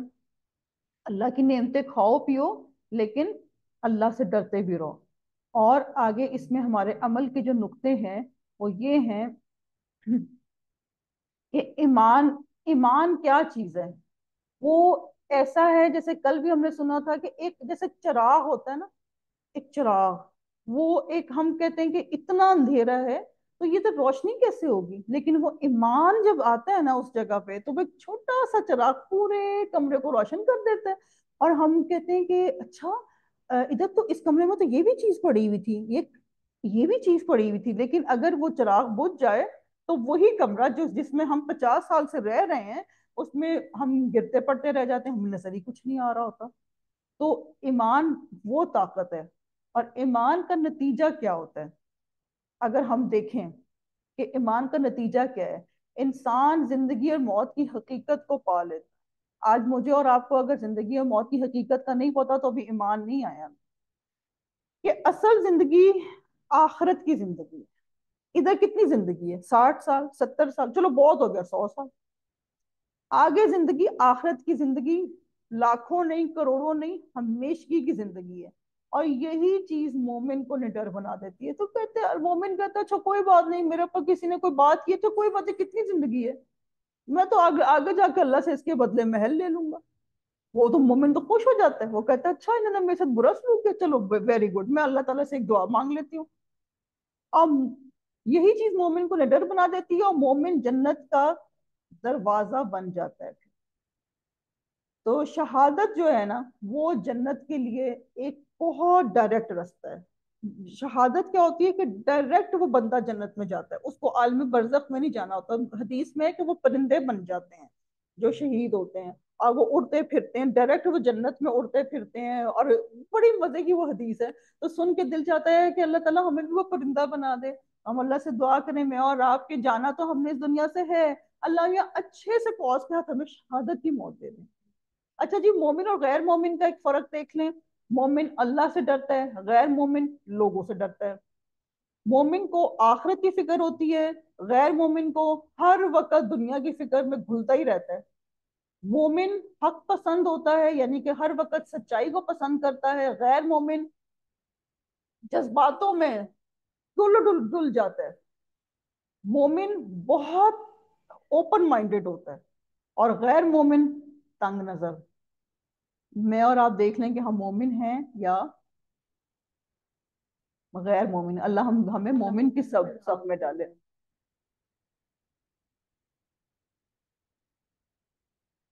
جی آگے ہم چلتے ہیں، اور ہمیں اس کا جو عمل کا نقطہ یہی ملا ہے کہ جہاد فی سبیل اللہ کے لیے ہمیں خود کو، مجھے اور آپ کو تیار کرنا ہے۔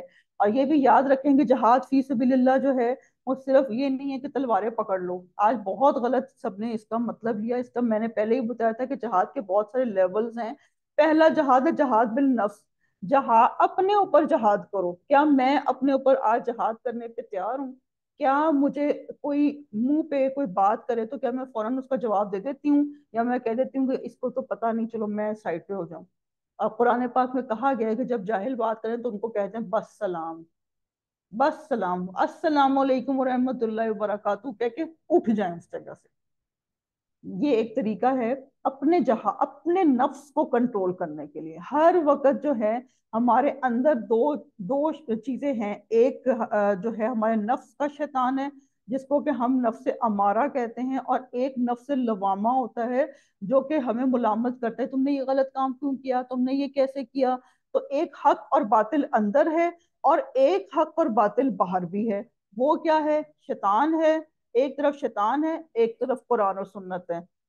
ہر آدمی کے ساتھ اندر بھی حق اور باطل موجود ہے، باہر بھی حق اور باطل موجود ہے۔ اب یہ میں نے اور آپ نے ڈیسائیڈ کرنا ہے کہ ہم نے باہر کے شیطان کو لینا ہے یا ہم نے باہر قرآن اور سنت کو لینا ہے۔ یہ میرے اور آپ کی ڈیسیجن پہ ہے۔ دونوں چیزیں اللہ تعالیٰ نے رکھ دی، کوئی کہتے ہیں دنیا کی مارکیٹ میں دونوں چیزیں بک رہی ہیں۔ حق اور جو قرآن و سنت ہے وہ میری چھوٹی چھوٹی قربانیوں سے مجھے مل جائے گا، اور شیطان کیا ہے؟ وہ خوبصورت بن کے آ کے مجھے بہکائے گا، اور اینڈ میں کہہ دے گا میں اللہ سے ڈرتا ہوں، میں نہیں تمہارے ساتھ۔ یہ رکوع نمبر 10 ہے، آیت 70 to 75 ہے۔ آج کے دور کی ہم بات کریں گے کچھ، بات تو خیر پرانے وقت کی ہو رہی ہے لیکن ہم اپنی بھی بات اس کا ریلیٹ کریں گے۔ اے نبی صلی اللہ علیہ وسلم، اپنے ہاتھ تلے کے قیدیوں سے کہہ دو کہ اگر اللہ تعالیٰ تمہارے دلوں میں نیک نیتی دیکھے گا تو جو کچھ تم سے لیا گیا ہے اس سے بہتر تمہیں دے گا، پھر گناہ بھی معاف فرمائے گا، اور اللہ بخشنے والا مہربان ہے۔ یہ ایک واحد اسلام مذہب ہے جس نے قیدیوں کے لیے بھی سہولتیں دے دی۔ کہ ان کو بھی کہہ دو، رسول پاک صلی اللہ علیہ وسلم کا ان کو بھی کہہ دو کہ اگر تمہارے دلوں میں نیک نیتی آ گئی، یعنی کہ تم اسلام لانا چاہتے ہو، تو پھر تمہیں معاف فرما دے گا اللہ تعالیٰ۔ اور اگر وہ تجھ سے خیانت کا خیال کریں گے تو یہ تو اس سے پہلے خود اللہ کی خیانت کر چکے ہیں، آخر اس نے انہیں گرفتار کرا دیا، اللہ علم و حکمت والا ہے۔ یعنی کہ اگر یہ خیانت کرتے ہیں تو تمہیں تو پتہ ہی، تو پہلے اللہ کی خیانت کر چکے ہیں۔ کافر آپس میں ایک دوسرے کے رفیق ہیں، اگر تم نے ایسا نہ کیا تو ملک میں فتنہ ہوگا اور زبردست فساد ہو جائے گا۔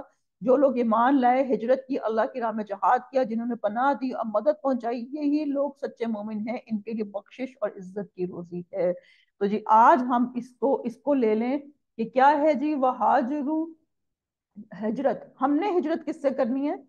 ہم نے اپنی ذہنی ہجرت کرنی ہے، اب جو مجھ سے یا آپ سے گناہ ہو رہے ہیں چھوٹے چھوٹے، ان سے ہجرت کرنی ہے۔ مثال ہے غیبت ہو رہی ہے، کچھ بھی، کوئی بھی ایسی بات ہے، ہم نے اس سے ہجرت کرنی ہے۔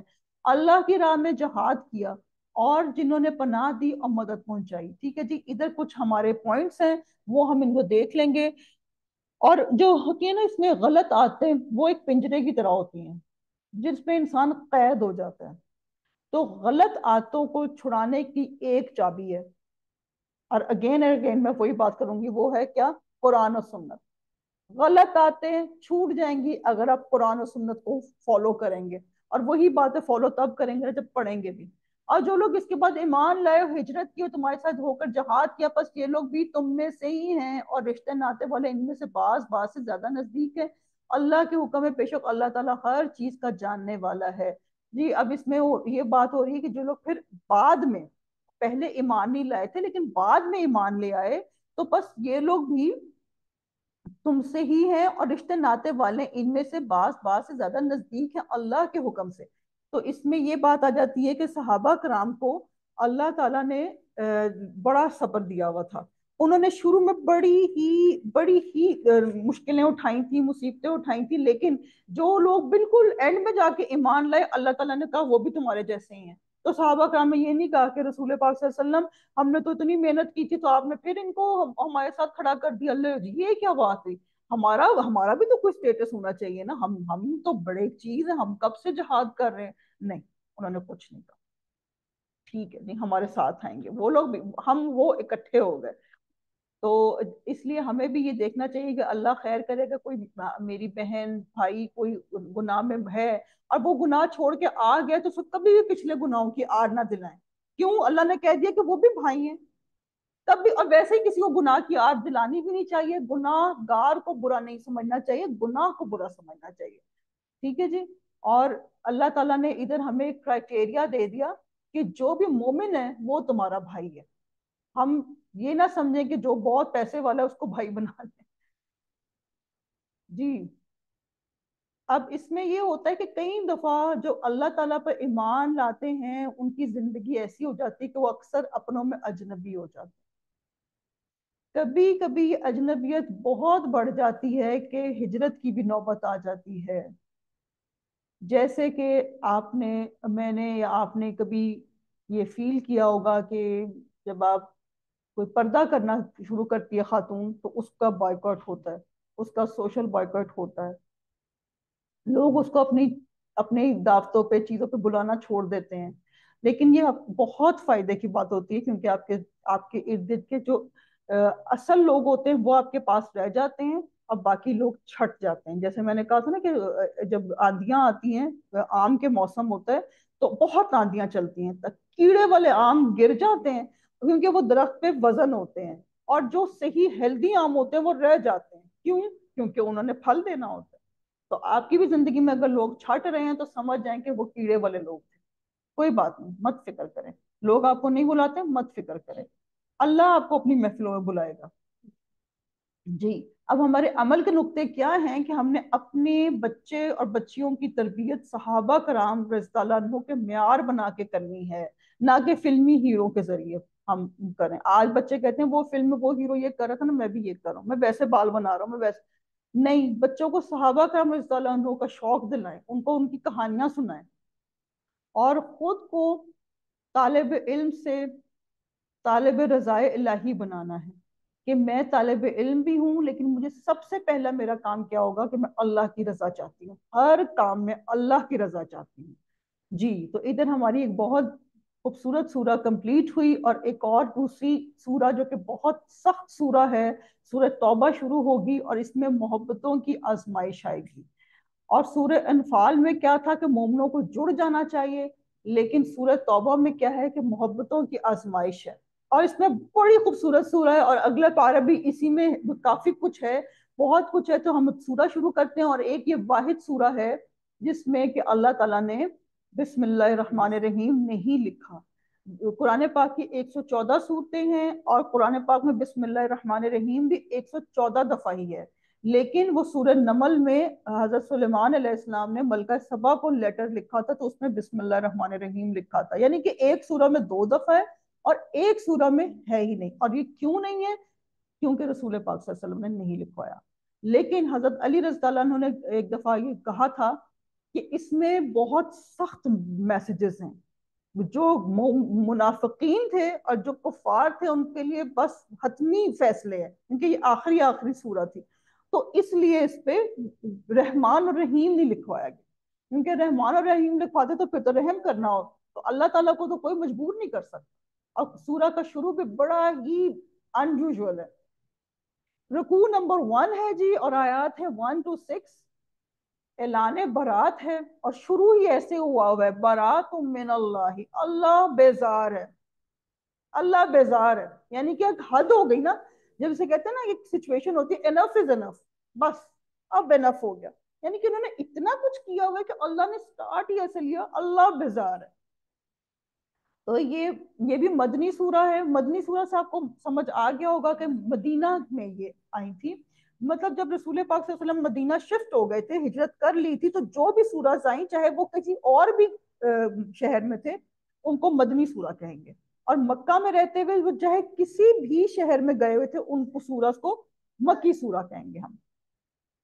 اللہ اور اس کے رسول کی جانب سے بیزاری کا اعلان ہے ان مشرکوں کے بارے میں جن سے تم نے عہد و پیمان کیا تھا، بس اے مشرکو تم ملک میں 4 مہینے تک تو چل پھر لو، جان لو کہ تم اللہ کو عاجز کرنے والے نہیں ہو، اور یہ بھی یاد رہے اللہ کافروں کو رسوا کرنے والا ہے۔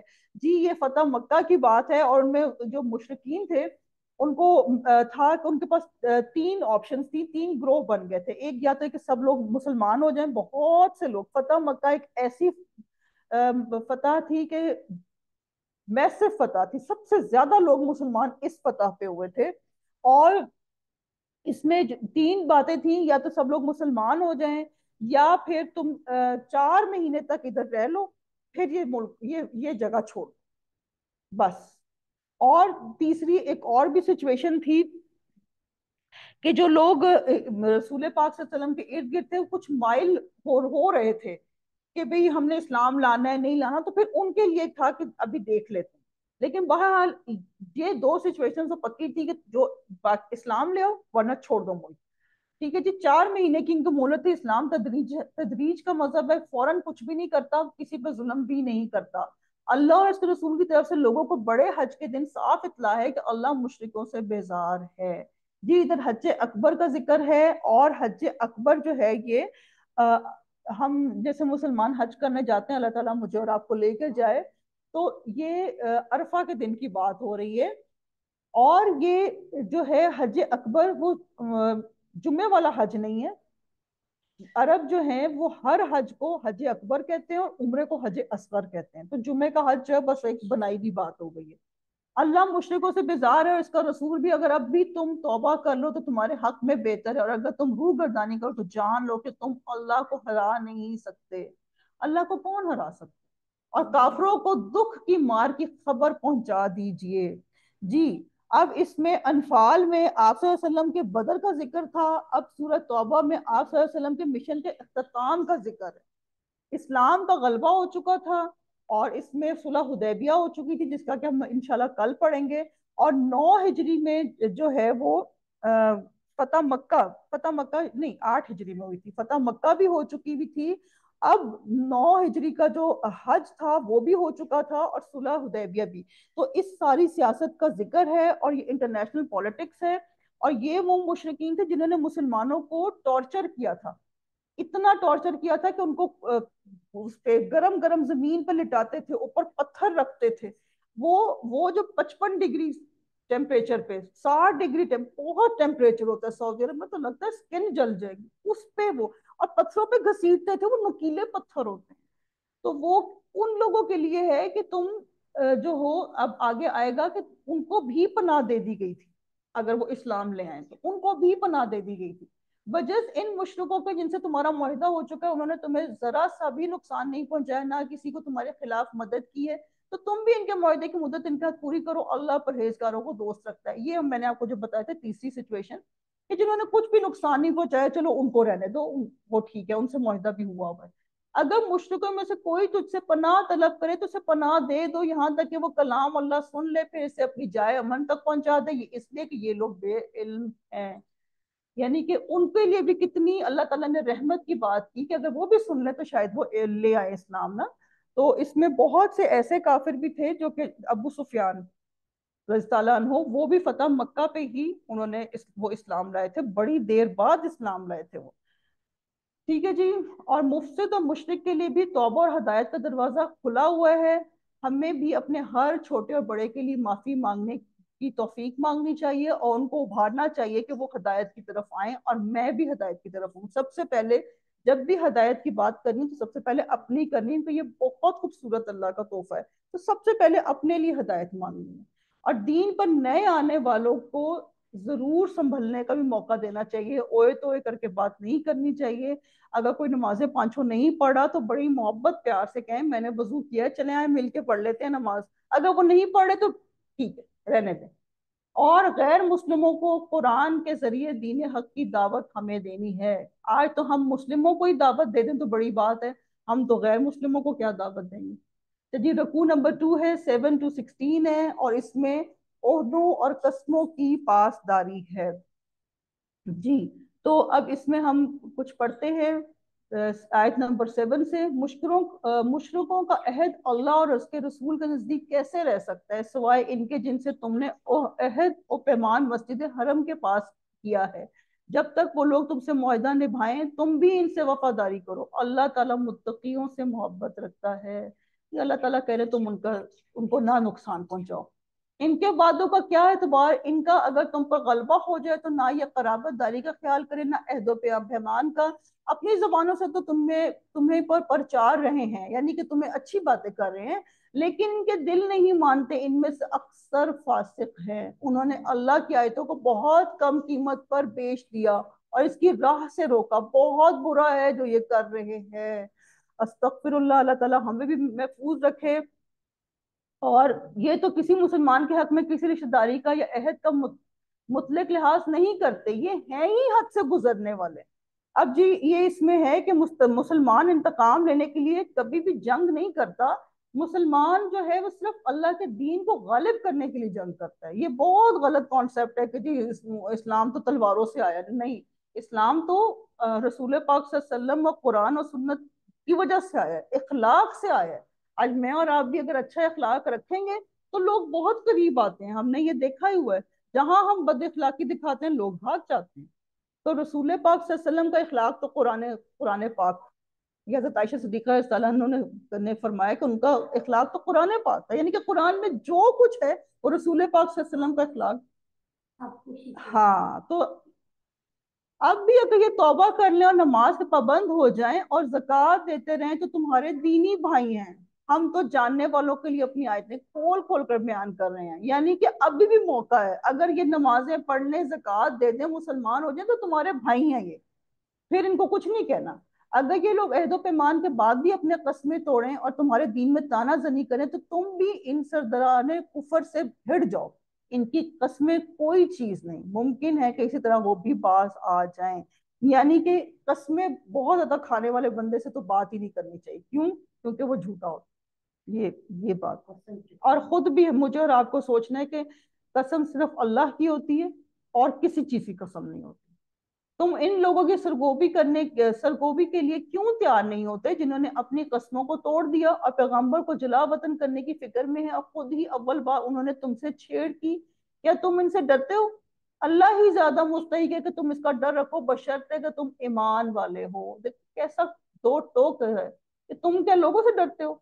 کیسی بات ہے؟ اللہ تعالیٰ ڈائریکٹ ہم سے کہہ رہا ہے کہ تم لوگوں سے ڈرتے ہو، اللہ سے ڈرو، ان سے تم جنگ کرو، اللہ تعالیٰ نے انہیں تمہارے ہاتھوں عذاب دے گا، انہیں ذلیل اور رسوا کرے گا، تمہیں ان پر مدد دے گا، مسلمانوں کے کلیجے ٹھنڈے کرے گا انشاءاللہ۔ اللہ تعالیٰ آج بھی غزہ میں بہت ایسے حالات ہیں، اللہ مسلمانوں کے کلیجے ٹھنڈے کر دیں۔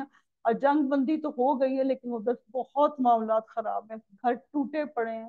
ہم آج اپنے رمضان کے لیے رول سموسے سوچ رہے ہیں، ان کے پاس چھتیں بھی نہیں ہیں، تو اللہ تعالیٰ ان کو چھتیں بھی دے اور ان کے معاملات بھی ٹھیک کرے، اور ان کے دل کا غم و غصہ دور کرے گا۔ وہ جس کی طرف چاہتا ہے رحمت سے توجہ فرماتا ہے، اللہ جانتا بوجھتا حکمت والا ہے۔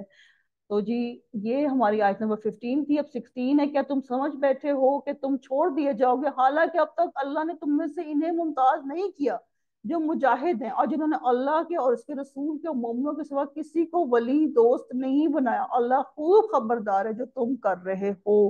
جی ادھر ورڈ چوز ہوا ام حسب تم، کیا تم سمجھ بیٹھے ہو، یعنی کہ اس میں جو نئے جنہوں نے اسلام لیا تھا اور وہ کلمہ گو تھے تو وہ سمجھتے تھے کہ بس اب سب کچھ ہو گیا، ہمیں جنت کا ٹکٹ ہی مل گیا، جیسے آج بھی مجھے اور آپ کو یہ لگتا ہے کہ ہم نے کلمہ پڑھ لیا ہمیں جنت کا ٹکٹ مل گیا۔ نہیں، جنت کا ٹکٹ ایسے نہیں ملتا، اللہ تعالیٰ آزمائش دیتا ہے، اور جو بندہ اس میں پوری طرح سے پورا اترتا ہے اس کو جنت کا ٹکٹ ملتا ہے، ٹھیک ہے جی۔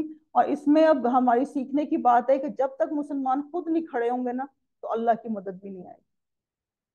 جس نے، اور زکوٰۃ بہت امپورٹنٹ چیز ہے، اس کو بہت احتیاط سے دینی چاہیے اور اس کا دھیان کرنا چاہیے، کہتے ہیں کہ ڈھونڈ کے لوگوں کو دینی چاہیے۔ اور زکوٰۃ اور نماز اکٹھے ہیں، نماز اور زکوٰۃ اکٹھے ہیں، ان دونوں کو دھیان کریں بار بار۔ نماز کا حکم ہے، زکوٰۃ کا حکم ہے، بہت امپورٹنٹ حکم ہے۔ تو ہم اس میں سے اپنے عمل کے نقطے لے لیتے ہیں کہ کسی کو پچھلے گناہوں کی یاد دہانی نہیں دلانی چاہیے، اور ان لوگوں کے عہد اور پیمان کی پاسداری نہیں کرنی جو خود اپنے عہد توڑ دیتے ہیں، اور خود کو اخلاقی کمزوریوں سے پاک کرنا ہے اور دوسروں کے لیے مفید بننا ہے، یہ بہت امپورٹنٹ ہے۔ اور جب جو بندہ دوسروں کے لیے مفید بنتا ہے اللہ تعالیٰ اس کو فلرش کرتے ہیں، اور اپنی ذات سے اٹھ کے اسلام کے لیے کام کرنا ہے۔ آج ہم کہتے ہیں کہ ہمارا تو گھر ہی نہیں پورا ہو رہا، لیکن ادھر اللہ تعالیٰ بار بار کہہ رہے ہیں کہ اسلام کے لیے نکلو۔ تو جی رکوع نمبر 3 ہے، آیات ہے 17 to 24، اور مسجدوں کو آباد کرنے کی بات آئے گی اس میں۔ لائق نہیں کہ مشرک اللہ تعالیٰ کی مسجدوں کو آباد کریں، ورہاں حالانکہ وہ خود اپنے کفر کے آخری گواہ ہیں، ان کے اعمال غارت و اکارت ہوئے، وہ دائمی طور پہ جہنمی ہیں۔ اللہم لا تجلنا منہم، اللہ تعالیٰ محفوظ رکھے اور ہمیں بھی توفیق دے کہ ہم مسجدوں کو آباد کر سکیں، ٹھیک ہے جی۔ تو یہ جو ہے نا، یہ اس آیت کے نزول کے وقت دو گروپس تھے، مشرکین جو کعبہ کی صفائی کرتے تھے، اور دوسرے جو تھے وہ جہاد مسلمان تھے جو جہاد کرتے تھے۔ تو اس میں ہے کہ کیا تم یہ سمجھتے ہو کہ تم صفائیاں کر رہے ہو، تم یہ سب کچھ کر رہے ہو تو اللہ تعالیٰ تمہیں فوقیت دے گا؟ نہیں، زیادہ امپورٹنٹ کیا ہے کہ جہاد کریں گے، اور پھر اللہ تعالیٰ کی طرف سے تمہیں کوئی نصرت ملے گی۔ کیونکہ وہ دیکھیں نا، ایک مسجد کی صفائی کر لینا، لوگوں کو پانی پلا دینا بہت اچھا کام ہے، لیکن جہاد اس سے بہت اوپر کا کام ہے۔ اللہ کی مسجدوں کی رونق و آبادی تو ان کے حصے میں ہے جو اللہ پر، قیامت کے دن پر ایمان رکھتے ہیں، نمازوں کے پابند ہیں، زکوٰۃ دیتے ہیں، اللہ کے سوا کسی سے نہیں ڈرتے۔ توقع ہے کہ یہی لوگ یقیناً ہدایت یافتہ ہیں۔ جی ادھر ریسیپی آ گئی ہے اگین ہدایت لینے کی، اور ہدایت کس چیز سے ملتی ہے؟ وہ نمازوں کی پابندی سے، زکوٰۃ دینے سے، اور اللہ کے سوا کسی سے نہیں ڈرنے سے، ٹھیک ہے جی۔ اب آگے پھر ذکر آ رہا ہے، کیا تم نے حاجیوں کو پانی پلا دینا اور مسجد حرام کی خدمت کرنا اس کے برابر کر دیا ہے جو اللہ پر اور آخرت کے دن پہ ایمان لائے اور اللہ کے نام میں جہاد کیا؟ یہ اللہ کے نزدیک برابر نہیں ہے۔ اللہ تعالیٰ ظالموں کو ہدایت نہیں دیتا، یہ پہلے ہم نے بات کر لی۔ جو لوگ ایمان لائے، ہجرت کی، اللہ کی راہ میں اپنے مال اور جان سے جہاد کیا، وہ اللہ کے ہاں بڑے مرتبے والے ہیں، اور یہی لوگ مراد پانے والے ہیں۔ اب اگر آپ یہ دیکھیں نا، جیسے کہ ایک بندہ ہے جو کہ نماز نہیں پڑھ رہا، مثال ہے، نماز نہیں پڑھ رہا، قرآن نہیں پڑھ رہا، اور آپ ہیں جو آپ بیٹھی ہوئی ہیں، اب اپنا ٹائم دے رہی ہیں، نماز پڑھ رہی ہیں، اور قرآن پڑھ رہی ہیں، تو کیا اللہ کے آگے یہ دونوں برابر ہوں گے؟ نہیں۔ اللہ تعالیٰ تو ایک ایک ہماری ایک ایک آنکھ کی جو ہے نا موومنٹ اس کو بھی جانتا ہے۔ تو کیا وہ یہ نہیں جانتا کہ ہم جو قربانیاں دے رہے ہیں، ہمیں جو اللہ کی راہ میں مشکلیں آ رہی ہیں وہ کتنی زیادہ ہیں؟ تو ایسے نہیں ہوگا، اللہ تعالیٰ کو سب پتہ ہے، اور ہمیں اللہ تعالیٰ پہ پورا بھروسہ بھی رکھنا چاہیے۔ انہیں ان کا رب خوشخبری دیتا ہے کہ اپنی رحمت کی اور رضامندی کی اور جنتوں، ان کے لیے وہاں دوامی نعمت ہے، وہاں یہ ہمیشہ رہنے والے ہیں، اللہ کے پاس یقیناً بہت بڑے ثواب ہیں۔ تو ہمیں تو اللہ تعالیٰ نے اتنی بڑی خوشخبری دے دی کہ اگر ہم نماز پڑھیں گے، زکوٰۃ دیں گے، اور اللہ تعالیٰ سے ڈریں گے، تو ہمیں تو ادھر اتنی پیاری پیاری جنتیں مل جائیں گی۔ ادھر ہم چاہتے ہیں کہ ہمیں کوئی نہر والی جگہ ملے، کہیں جائیں سیر کریں، تو ادھر تو ہمیں ہمیشہ کی اللہ تعالیٰ نے خوشخبری سنا دی ہے۔ تو ہم اللہ سے دعا مانگتے ہیں کہ اللہ میاں ہمیں بھی ہمیشہ کی جنت الفردوس عطا کریں۔ اے ایمان والو، اپنے باپوں کو اور اپنے بھائیوں کو دوست نہ بناؤ اگر وہ کفر کو ایمان سے زیادہ عزیز رکھیں۔ تم میں سے جو بھی ان سے محبت رکھے گا وہ پورا گناہ گار ظالم ہے۔ یعنی کہ آپ نے اپنے رشتہ داروں کو فوقیت نہیں دینی اگر وہ ایمان پر نہیں ہے، آپ نے اللہ کو فوقیت دینی ہے۔ آپ کہہ دیجئے کہ اگر تمہارے باپ اور تمہارے لڑکے اور تمہارے بھائی، تمہاری بیویاں، تمہارے کنبے قبیلے، تمہارے کمائے ہوئے مال، اور وہ تجارت جس کی کمی سے تم ڈرتے ہو اور وہ حویلیاں جنہیں تم پسند کرتے ہو، اگر یہ تمہیں اللہ سے اور اس کے رسول سے، اس کی راہ کے جہاد سے بھی زیادہ عزیز ہیں، تو تم انتظار کرو، اللہ تعالیٰ اپنا عذاب لے آئے۔ اللہ تعالیٰ فاسقوں کو ہدایت نہیں دیتا۔ جی ادھر ایموشنل بات ہو رہی ہے، اور سب سے پہلے باپ کا ذکر آیا ہے، پھر یعنی کہ اولاد کا، پھر بھائی کا، پھر تھوڑا تھوڑا سا آگے جاتے جاتا ہے انسان، یہ چیزیں انسان کو بہت پسند ہوتی ہیں، بہت پسند۔ ہم یہی کچھ خواہشات ہیں جن کے آگے پیچھے ہماری زندگی گزر رہی ہے، ہمارے گھر، ہماری تجارت، ہم کام کرتے ہیں، ہم اپنے بچوں کو سنبھال رہے ہیں، اپنے والدین کو دیکھ رہے ہیں۔ اللہ تعالیٰ فرما رہا ہے کہ یہ چیزیں بہت اچھی ہیں، بہت اچھی ہیں، لیکن ان سے محبت کرو، لیکن ایک لیول ہوتا ہے حب، یعنی کہ محبت کا، اور ایک لیول ہوتا ہے احب، سب سے زیادہ محبت۔ تو ہم نے ان سے حب کرنی ہے، محبت کرنی ہے، لیکن احب نہیں، سب سے زیادہ محبت نہیں۔ ہم نے سب سے زیادہ محبت کس سے کرنی ہے؟ اللہ سے کرنی ہے، اللہ اور اس کے رسول کی محبت۔ اگر یہ محبت ہمارے دل میں نہیں ہوگی تو ہم تو بالکل ایسے جیسے کہ بیکار ہیں۔ ہمیں تو کچھ پتہ نہیں، کسی نے ہمیں سکھا دیا کرسچنز کا طریقہ تو ہم نے وہ لے لیا، کسی نے ہمیں سکھا دیا ہندوؤں کا طریقہ تو ہم نے مہندی اوپٹن کرنی شروع کر دی، ہمیں کہا کہ جی تم برائڈل شاور کر لو تو ہم نے وہ بھی کرنا شروع کر دیا، اچھا تم کیک کاٹنا شروع کر دو، ہم نے وہ بھی شروع کر دیا۔ نہیں، ہم نے اللہ اور رسول سے محبت کرنی ہے، اور ان کے طریقے جان کے اپنے والدین، اپنے لڑکے، اپنے بھائی بیویاں کنبے سب کو ان کے لحاظ سے چلانا ہے۔ ہم نے اپنے کام جو ہم ایک کام کرتے ہیں، جابز کرتے ہیں، وہ بھی اللہ کے حساب سے چلانا ہے، تو پھر آپ دیکھیں وہ کتنی ایکسلنٹ چلیں گی انشاءاللہ۔ ٹھیک ہے، اور ایک اور بھی بات ہے کہ اگر جو محبت اللہ کی محبت سے آگے ہوتی ہے نا، اللہ اس کو لے لیتا ہے، اللہ اس محبت کو توڑ دیتا ہے، اللہ اس محبت کو توڑ دیتے ہیں۔ اللہم لا تجلنا من، بہت یہ خوفناک بات ہے، لیکن یہ کہ دھیان رکھیں اللہ نے محبتیں ہمارے دل میں ہی ڈالی ہیں، لیکن اگر ہم غافل ہو جائیں گے نا تو پھر معاملہ گڑبڑ ہے۔ ہاں،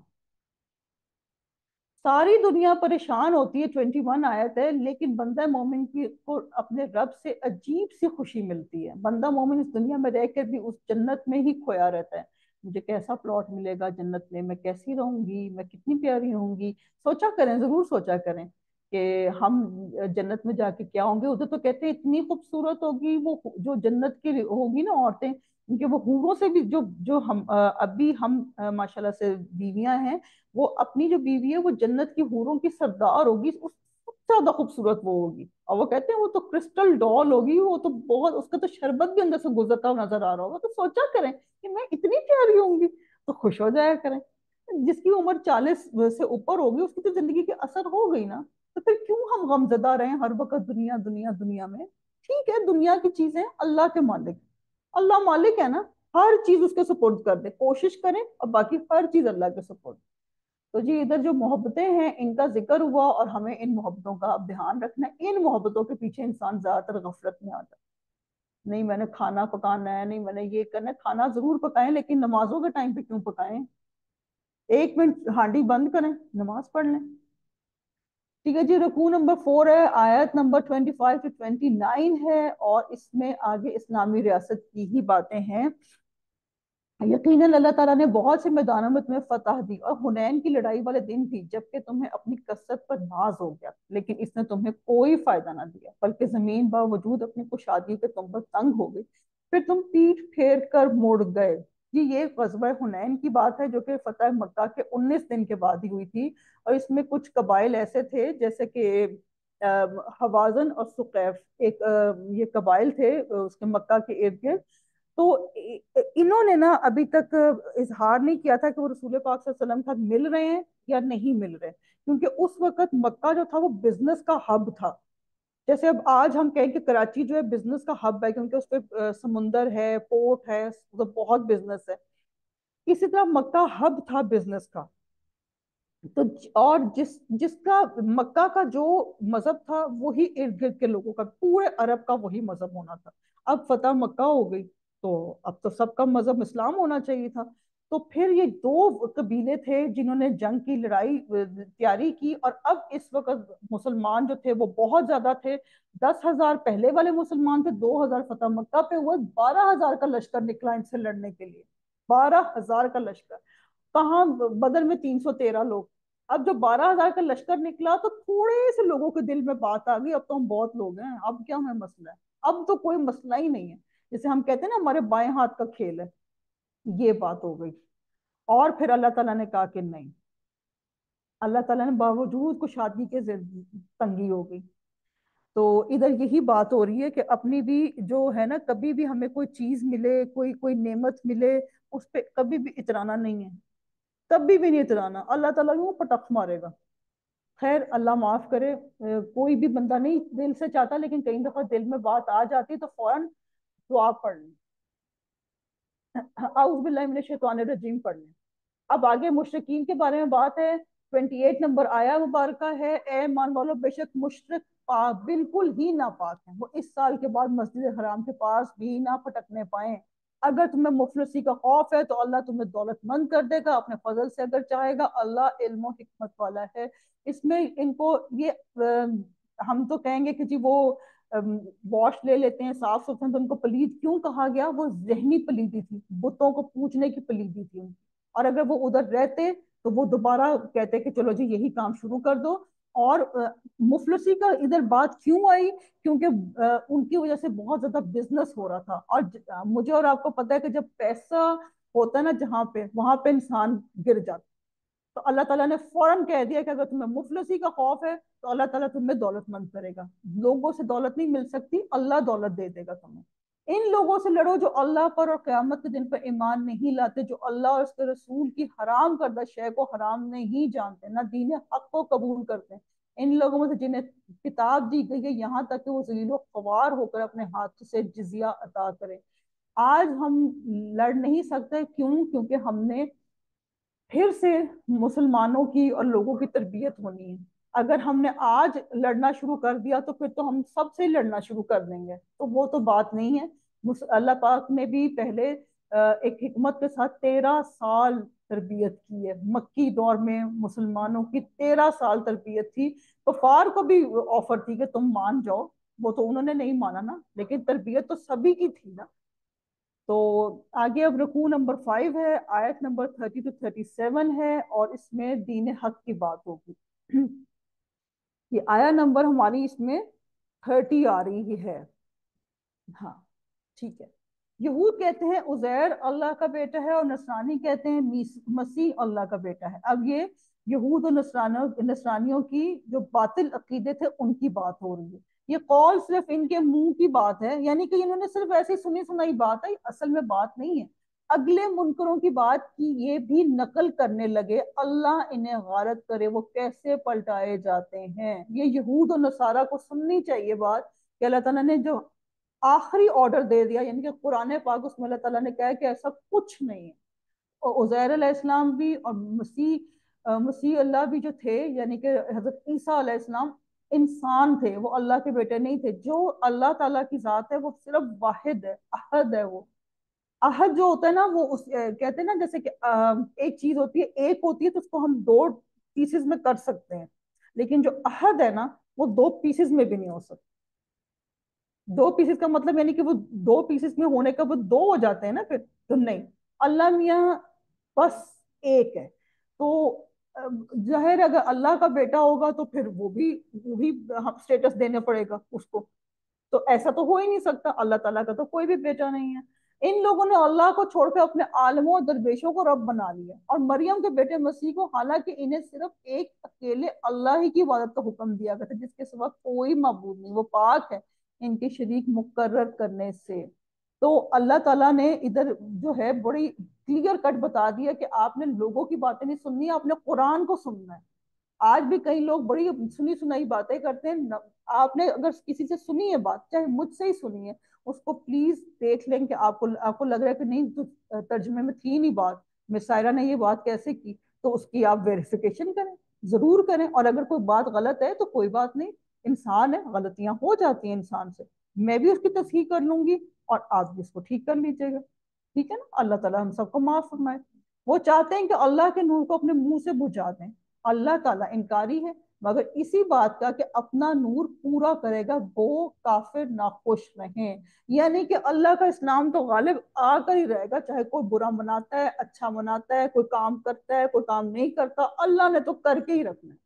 اور میں اور آپ اگر بیٹھے ہیں سن رہے ہیں تو یہ اللہ نے ہمیں آج چنا ہے، تو اگر میں اور آپ کل کہیں مجھے کوئی کام ہے تو اللہ تعالیٰ کہے گا ٹھیک ہے کوئی بات نہیں، میں کوئی اور بندے لے آؤں گا، مسئلہ ہی کوئی نہیں ہے، تبدیل کر دوں گا میں۔ اللہ تعالیٰ کا ہم نے پڑھا تھا لا آف ریپلیسمنٹ، اسی نے اپنے رسول کو ہدایت اور سچے دین کے ساتھ بھیجا ہے کہ اسے اور تمام مذہبوں پر غالب کر دے، اگرچہ مشرک برا مانے۔ جی اس میں اللہ کا جو ہے نا وہ کہتے ہیں کہ اللہ کا چراغ بجھا دینا چاہتے ہیں، توبہ استغفر اللہ، کون ہے جو اللہ کا چراغ بجھائے گا؟ اے ایمان والو، اکثر علماء اور عابد لوگوں کا مال ناحق کھا جاتے ہیں اور اللہ کی راہ سے روک دیتے ہیں، اور جو لوگ سونا چاندی کا خزانہ رکھتے ہیں اللہ کی راہ میں خرچ نہیں کرتے، انہیں دردناک عذاب کی خبر پہنچا دیجیے۔ یعنی کہ ایک تو عذاب ہے اوپر سے دردناک ہے۔ اور ادھر کہا گیا کہ علماء اور عابد یعنی کہ عالم بھی، اب آج بھی اگر ہم دیکھیں، کل بھی ہم نے ایک بات کی تھی کہ آج بھی کچھ لوگ ایسے وہ کہتے ہیں جی اتنے پیسے دے دو ہم استخارہ کر دیتے ہیں، توبہ استغفر اللہ، دیواروں پہ نمبر لگے ہوئے ہوتے ہیں۔ رسول پاک صلی اللہ علیہ وسلم نے ایک عام آدمی کو، صحابہ کرام رضی اللہ عنہ کہتے ہیں کہ رسول پاک صلی اللہ علیہ وسلم ہمیں استخارہ ایسے سکھاتے تھے جیسے کہ نماز سکھاتے تھے۔ ایک عام آدمی اپنے گھر میں خود استخارہ کرے، آپ کو لوگوں کو پیسے کیوں دے رہے ہیں؟ یہ وہی بات ہے، ناحق مال کھانے والی بات ہے، آپ خود کریں، اللہ تعالیٰ نے سب کچھ کتاب میں لکھا ہوا ہے۔ اللہ کی راہ میں خرچ کر لینا، دردناک عذاب سے بچیں۔ جس دن اس خزانے کو آتش دوزخ میں تپایا جائے گا، پھر اس سے ان کی پیشانیاں، پہلو اور پیٹھیں داغی جائیں گی، ان سے کہا جائے گا یہ ہے جسے تم نے اپنے لیے خزانہ بنا رکھا تھا، بس اپنے خزانوں کا مزہ چکھو۔ استغفر اللہ، اللہ ہمیں ان خزانوں سے محفوظ رکھے۔ اور اس میں لفظ کنز کا یوز ہوا ہے تو یہ وہ والا خزانہ ہوتا ہے جس پہ کہ زکوٰۃ نہ دی جائے، اور بہت سارا مال یوز کیا ہوا ہے اپنے پاس رکھا ہوا ہے تحویل میں، اور اس کا بیسک مقصد یہ ہوتا ہے کہ امیر امیر ہوتا چلا جاتا ہے اور غریب غریب ہوتا چلا جاتا ہے، تو زکوٰۃ کا بنیادی مقصد یہ ہے کہ پیسہ سب لوگوں میں ریگولیٹ ہو سکے۔ تو اللہ تعالیٰ نے اس پہ سخت سزا دی ہوئی ہے کہ اپنے خزانوں کو ایسے نہیں کرنا، اور کہتے ہیں کہ کنز ایک حدیث میں بھی ہے کہ ایک سانپ ہوگا جو قیامت والے دن آئے گا، اس کو گھیر لے گا کہ یہ میں وہ خزانہ ہوں جس کی تم زکوٰۃ نہیں دیتے تھے۔ مہینوں کی گنتی اللہ کے نزدیک کتاب اللہ میں 12 کی ہے، اسی دن سے جب سے آسمان اور زمین کو اس نے پیدا کیا، ان میں سے 4 حرمت و آداب کے ہیں، یہی درست دین ہے، تم ان مہینوں میں اپنی جانوں پر ظلم نہ کرو، اور تم تمام مشرکوں سے جہاد کرو جیسے کہ تم سے لڑتے ہیں، اور جان رکھو اللہ تعالیٰ متقیوں کے ساتھ ہے۔ جی مہینوں کی گنتی کی اس میں بات آ رہی ہے، اور یہ وہ والے لوگ تھے جس میں ایک تھا، انہوں نے نسی کا قانون بنایا ہوا تھا۔ نسی کا قانون یہ تھا کہ وہ کیلنڈر بدل دیتے تھے۔ اب وہ کیوں بدلتے تھے عرب؟ کہ وہ جو حج ہے نا وہ خوبصورت اچھے موسم میں آ جائے، اور تاکہ ڈھیروں لوگ آئیں اور ان کو خوب بزنس ملے، تو وہ مہینے ہی چینج کر دیتے تھے، مطلب چینج کرنے کی حدیں تھی نا ان کی۔ تو مہینے چینج کر دیتے تھے. تو اللہ تعالیٰ نے ادھر فرمایا ہے کہ مہینوں کی گنتی اللہ کے نزدیک کتاب اللہ میں 12 کی ہے. تو وہ کئی دفعہ کہہ دیتے ہیں نہیں نہیں اس سال تو 11 مہینے ہیں. تو اللہ تعالیٰ نے کہا کہ نہیں مہینوں کی تو گنتی 12 ہے. تو اور اس میں ہم یہ دیکھیں کہ اللہ تعالیٰ متقیوں کے ساتھ ہے. پھر آ گیا جہاد کے ساتھ پھر متقی بن اللہ سے ڈر جاؤ. یعنی کہ ہر چیز کی جو جڑ ہے نا وہ اللہ سے ڈرنا. اگر کسی کو اللہ کا ڈر ہوگا تو جہاد کرے گا نا, ورنہ کسی کو کیا ضرورت ہے. صحابہ کرام رضی اللہ عنہم کو کیا ضرورت ہے کہ ابھی ہم آگے پڑھیں گے. تبوک میں گرمی تھی, کھڑی فصلیں تھیں, انہوں نے اتنا دور جانا تھا, چل پڑے. رسول پاک صلی اللہ علیہ وسلم نے کال دی چلو چل پڑے. آج ہم آرام سے اپنے کمروں میں بیٹھے ہوئے, ہمیں پھر قرآن پڑھنے کا دل نہیں کرتا. پتہ نہیں ہم کیا کریں گے, ہم نے کرنا کیا ہے. مہینوں کا آگے پیچھے کر دینا کفر کی زیادتی ہے. اس سے وہ لوگ گمراہی میں ڈالے جاتے ہیں جو کافر ہیں. ایک سال تو اسے حلال کر لیتے ہیں اور ایک سال اسی کو حرمت والا کر لیتے ہیں کہ اللہ نے جو حرمت رکھی اس کے شمار میں تو موافقت کر لیں, پھر اسے حلال بنا لیں جیسے اللہ نے حرام کیا ہے. انہیں ان کے برے کام بھلے دکھا دیے گئے. قوم کفار کی اللہ رہنمائی نہیں فرماتا. برے کام یعنی کہ جیسے کہ میں اور آپ کوئی بھی برا کام کر رہے ہیں اور ہمیں کوئی روکے تو ہم کہہ دیتے ہیں کہ نہیں نہیں یہ تو میں اچھے کے لیے کر رہی ہوں. نہیں, برا کام برا ہی ہوتا ہے, چاہے اس کا آپ جو مرضی سوچ لیں. وہ شیطان آ کے ہم نے کل پڑھا تھا زخرف القول, شیطان وہی باتیں کرتا ہے کہ شوگر کوٹڈ باتیں کر لیتا ہے. اندر جیسے گولڈن ریپر میں اندر زہر کی بوٹل ہو, شیطان ہمیں وہ باتیں سکھاتا ہے. گولڈن ریپر خوبصورت گفٹ ہے لیکن اگر آپ اندر سے کھولیں تو وہ زہر ہے. اس لیے میں اور آپ یہ کر سکتے ہیں جو ہم گھروں کی خواتین ہیں, ہمارے لیے کیا ہے شیطانی باتیں, ہم غفلت میں آ جاتی ہیں. سب سے بڑی شیطانی حرکت, بس بیٹھی ہیں تو بیٹھی ہیں بیٹھی ہیں بیٹھی ہیں بیٹھی ہیں بس. پھر باتیں وہ چیزیں یہ وہ چھوڑ دیں, جو ہو گیا سو ہو گیا. کوئی پازیٹیو کام کریں. ہاں دین اسلام, اچھا جی ہمیں عمل کے نقطے یہ ہیں دین اسلام کے نور کو پھیلانے میں ہمیں اپنا حصہ ڈالنا ہے.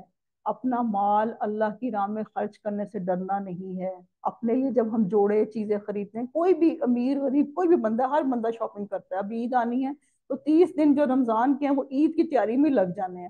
وہ بھی گوٹا بھی لگا لے تو وہ بھی کر لیں تو وہ بھی کر لیں. لیکن اگر مسجد میں کوئی مانگ لے یا کوئی اللہ معاف کرے کوئی کہہ دیجیے کہ کہیں ادھر پیسے چاہیے, تو وہ ایک پھٹا پرانا سا ایک نوٹ نکلتا ہے. پھر سمجھتے ہیں اتنے ہم اتنے نیک ہو گئے, ہم نے تو اتنی ڈونیشن کر دی, ہم نے 10 روپے دے دیے. بھائی واہ, ہم نے آج 1000 روپے دے دیے. اور اپنا جوڑا ہم 4000 کا بھی لے لیتے ہیں. ہم کہتے ہیں کوئی مسئلہ نہیں. ہم اپنے میک اپس میں 1 لاکھ بھی خرچ کر دیتے, نہیں مسئلہ تو کوئی نہیں ہے. کیونکہ بھی منہ خراب ہوگا تو اسلام جو گر رہا ہے اس کا کیا بنے گا. رکوع نمبر 6 آیت نمبر 38 to 42 ہے. اللہ کی راہ میں نکلنے کی ترغیب دی گئی ہے.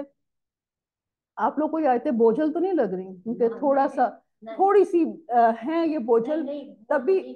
تبھی ویسٹ کے لوگ کہتے ہیں کہ انفال اور سورۃ توبہ کو نکالو تو قرآن بڑا ٹھیک ہے. اے ایمان والو تمہیں کیا ہو گیا ہے, مالکم, ایسے جیسے اللہ تعالیٰ سامنے بیٹھے گا تمہیں کیا ہو گیا ہے. کہ جب تم سے کہا جاتا ہے کہ چلو اللہ کے راستے میں کوچ کرو تو تم زمین سے لگے جاتے ہو. تم کہتے ہو نہیں میں نے تو بھی اپنا گھر سیٹ کرنا ہے, میں نے تو اپنی جاب پہ جانا ہے, میں نے تو بھی عید کے لیے کپڑے خریدنے ہیں, میں نے تو بھی افطاریاں کرنی ہے, میں نے تو بھی حج عمرے کرنے ہیں. میں کہاں اللہ میاں, میرے پاس ٹائم کہاں ہے, میں کہاں نکل سکتی ہوں اللہ میاں, میں نہیں ابھی قرآن پڑھ سکتی تفصیل سے, اللہ میاں میں ابھی نہیں کر سکتی. تمہیں کیا ہو گیا ایمان والو, کیا تم آخر کے بس دنیا کی زندگانی پر ریچ گئے ہو. مجھے تو اس میں ایسا لگتا ہے جیسے اللہ تعالیٰ کہہ رہے ہیں کہ آخر کی زندگی, یعنی کہ تمہیں پتہ ہی نہیں ہے تمہاری اب آج کی رات کہاں ہے. تم بھول ہی گئے, تم نے دنیا دنیا دنیا, تمہیں پتہ ہی نہیں کہ آج کی رات تمہاری قبر ہے یا یہ دنیا ہے, نہیں پتا تمہیں.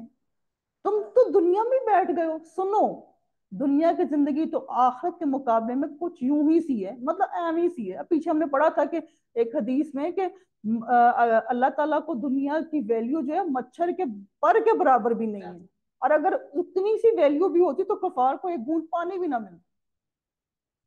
تو اللہ تعالیٰ کہہ رہے ہیں آخرت مقابلے میں کچھ یوں ہی سی ہے، اگر تم نے کچھ نہ کیا تو تمہیں اللہ تعالیٰ دردناک سزا دے گا، تمہارے سوا اور لوگوں کو بدل لائے گا، تم اللہ تعالیٰ کو کوئی نقصان نہیں پہنچا سکتے، اور اللہ ہر چیز پر قادر ہے۔ یعنی کہ تم سوچو کہ تم اور میں سوچیں بیٹھیں اور اس پہ غور کریں، یہ جو آیت نمبر 39 ہے اور آیت نمبر 38 ہے، اس پہ تو بہت غور کریں۔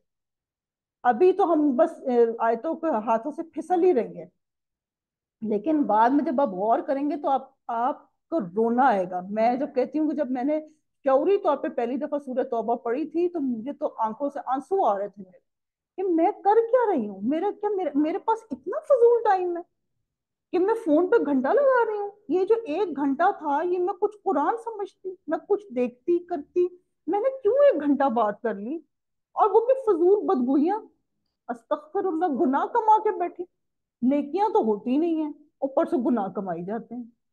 اللہ تعالیٰ ہم سب کو نیکیوں کرنے کی توفیق عطا فرمائے۔ اگر تم ان نبی صلی اللہ علیہ وسلم کی مدد نہ کرو تو اللہ نے ان کی مدد کی اس وقت جب انہیں کافروں نے دیش سے نکال دیا، یعنی کہ ہجرت مکہ سے مدینہ، دیش سے نکال دیا تھا، دو میں سے دوسرا جبکہ دونوں غار میں تھے، یار غار حضرت ابوبکر صدیق رضی اللہ عنہ، جب یہ اپنے ساتھی سے کہہ رہے تھے کہ غم نہ کر اللہ ہمارے ساتھ ہے، پس جناب باری نے اپنی طرف سے تسکین اس پر نازل فرما کر ان لشکروں سے اس کی مدد کی جنہیں تم نے دیکھا ہی نہیں۔ اس نے کافروں کی بات پست کر دی، اور بلند و عزیز تو اللہ کا کلمہ ہی ہے، اللہ غالب ہے، حکمت والا ہے۔ حضرت ابوبکر صدیق رضی اللہ عنہ رسول پاک صلی اللہ علیہ وسلم کا ہجرت کر گئے تھے، اور یہ لوگ انہوں نے لمبا روٹ لیا تھا، ویسے تو ڈائریکٹ مدینہ ہے، مکہ سے مدینہ، یہ لوگ مکہ سے جدہ گئے تھے اور پھر ادھر سے مدینہ گئے تھے۔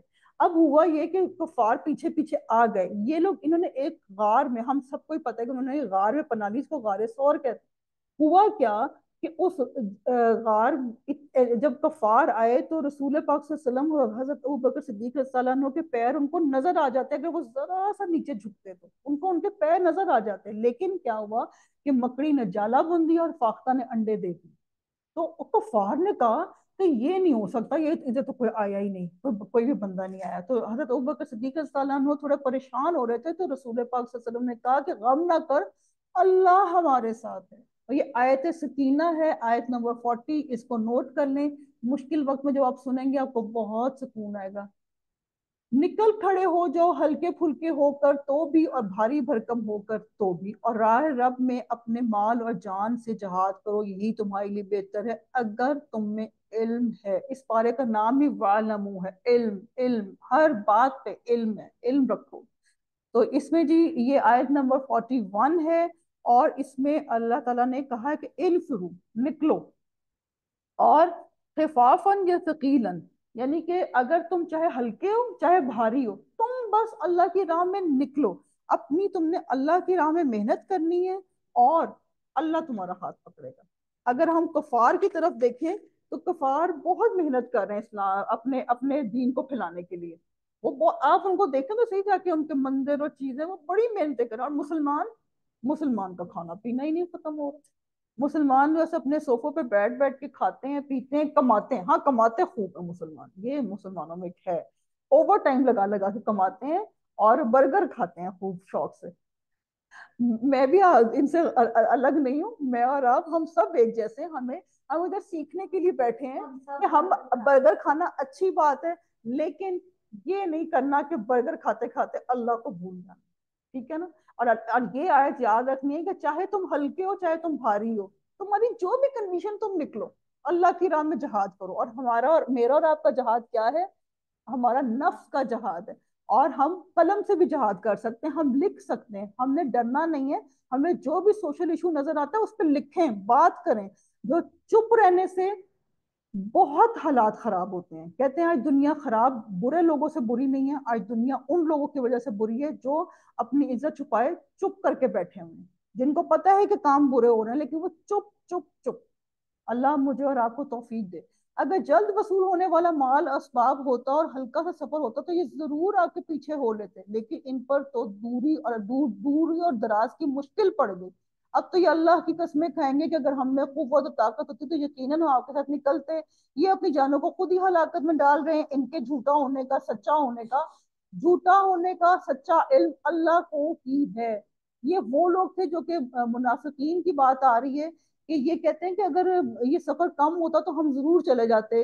دیکھیں نا میرے ساتھ یہ معاملات، مطلب عذر بنا رہے ہیں، چیزیں کر رہے ہیں، لیکن وہ کہہ رہے ہیں کہ نہیں، اللہ کو پتہ ہے کہ کون جھوٹا اور کون سچا ہے.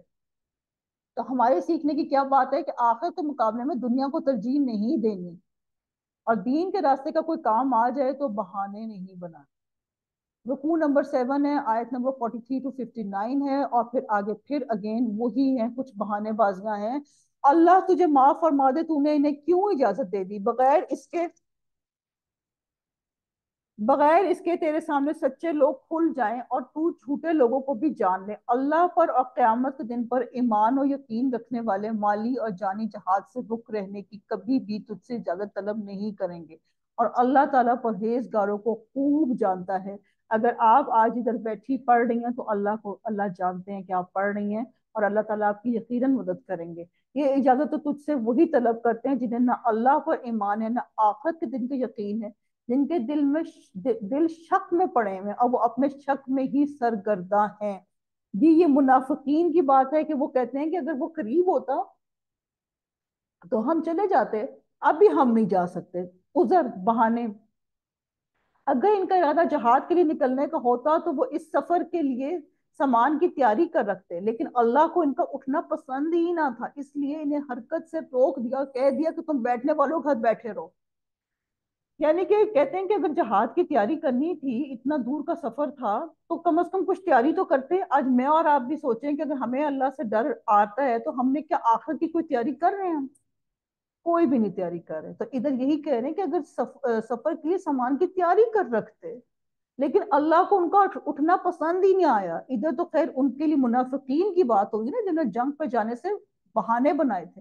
لیکن میں اگر اپنی اور آپ کی بات کروں تو کہیں یہ نہ ہو کہ اللہ تعالیٰ استغفر اللہ، اللہ تعالیٰ کسی نے ہمیں بھی ایسے کر دے، تم آج نہیں آتی قرآن پڑھنے، کل میں تمہیں بلاؤں گی. یہ بھی ہو سکتا ہے نا کہ آج نہیں تم کر رہے، کل تمہیں اللہ معاف کرے گا اور چھوڑ دے گا. پھر بیٹھ جو بیٹھنے والوں کے ساتھ. معاف کرنے کا مطلب ہے کہ بالکل اللہ تعالیٰ اگنور کر دے گا تمہیں، اجازت ہی نہیں ہوگی. دیکھیں نا اب یہ جو اللہ کے کام ہوتے ہیں یہ اللہ کی اجازت سے ہوتے ہیں. ہر کام اللہ کی اجازت سے ہوتا ہے، لیکن اللہ کا کام جو ہوتے ہیں وہ اللہ کی رضا اور اس کی اجازت سے ہوتے ہیں. تو اگر میں اور آپ کہیں کہ جی نہیں نہیں مجھے نماز پڑھنے کا دل نہیں کر رہا، آپ کو دل نہیں کر رہا، اللہ نے کہا کہ تم بیٹھ جاؤ، تم بیٹھ جاؤ، تمہیں آنے کی ضرورت ہی نہیں ہے، شاباش جاؤ. اگر یہ تم میں مل کر نکلتے بھی تو تمہارے لیے سوائے فساد کے اور کوئی چیز نہ بڑھاتے، بلکہ تمہارے درمیان خوب گھوڑے دوڑا دیتے اور تم میں فتنے ڈالنے کی تلاش میں رہتے. ان کے ماننے والے خود تم میں موجود ہیں، اور اللہ ان ظالموں کو خوب جانتا ہے. یعنی کہ اگر یہ نکل جاتے تو بیچ میں لڑائیاں کرتے، فساد پھیلاتے. کچھ لوگوں کی عادت ہوتی ہے نا خام خواہ فساد پھیلانا، لڑائیاں کرنا، چھوٹی چھوٹی باتوں کو پکڑ لینا. تو اللہ تعالیٰ ادھر فرما رہے ہیں کہ وہ اگر آ بھی جاتے جو کہ ابھی بہانے بنا رہے ہیں، تو وہ بھی آ کے اتنے فساد بناتے تو ساری جو جماعت ہے اس میں ساری جو اس کی یونٹی تھی وہ ساری خراب ہو جاتی. اچھا یہ کہ وہ پیچھے رہ گئے. اللہ تعالیٰ ظالموں کو خوب جانتا ہے. یہ تو اس سے پہلے بھی فتنے کی تلاش کرتے رہے ہیں اور تیرے لیے کاموں کو الٹ پلٹ کرتے رہے، یہاں تک کہ حق آ پہنچا اور اللہ کا حکم غالب آ گیا، باوجود یہ کہ وہ ناخوشی میں ہی رہے. یعنی کہ اللہ تعالیٰ کو ہر چیز کا پتہ ہے. اگر آج بھی کوئی بندہ ایسے کام کر رہا ہے کہ چھوٹی چھوٹی باتوں پہ فتنہ کھڑا کر رہا ہے، تو جان لے کہ اللہ کو پتہ ہے اس بات، اور اللہ کی پکڑ بڑی سخت ہے. ان میں سے کوئی تو کہتا ہے کہ مجھے اجازت دے دیجئے، مجھے فتنے میں نہ ڈالیے. آگاہ رہو وہ فتنے میں پڑ چکے ہیں، اور یقیناً دوزخ کافروں کو گھیر لینے والی ہے. ادھر اللہ تعالیٰ نے منافقوں کو کیا کہہ دیا؟ کافر. وہ کہتے ہیں کہ جی ہمیں اجازت دے دو، ہم نہ جائیں، ہمیں فتنے میں نہ ڈالیں. تو وہ اللہ تعالیٰ کہے تم تو فتنے میں پہلے ہی پڑ چکے ہو.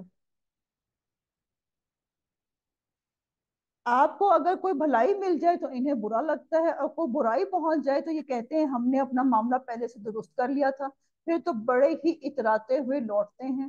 یعنی کہ اگر مسلمانوں کو یہ دیکھنا چاہیے کہ کفار کو ہماری کوئی بھی خوشی پسند نہیں آتی، کچھ نہیں تو ہم ان کی خوشیوں میں خوش ہو رہے ہوتے ہیں. پتہ نہیں ہم کیا چیز ہے، ہم کرسمس بھی منا رہے ہیں، آپ تو اللہ معاف کرے، میں نے دیکھا کسی کالجوں میں لوگ بچے ہولی بھی منا رہے تھے، رنگ پھینک رہے تھے ادھر ادھر۔ کیا وہ ہماری عیدیں مناتے ہیں؟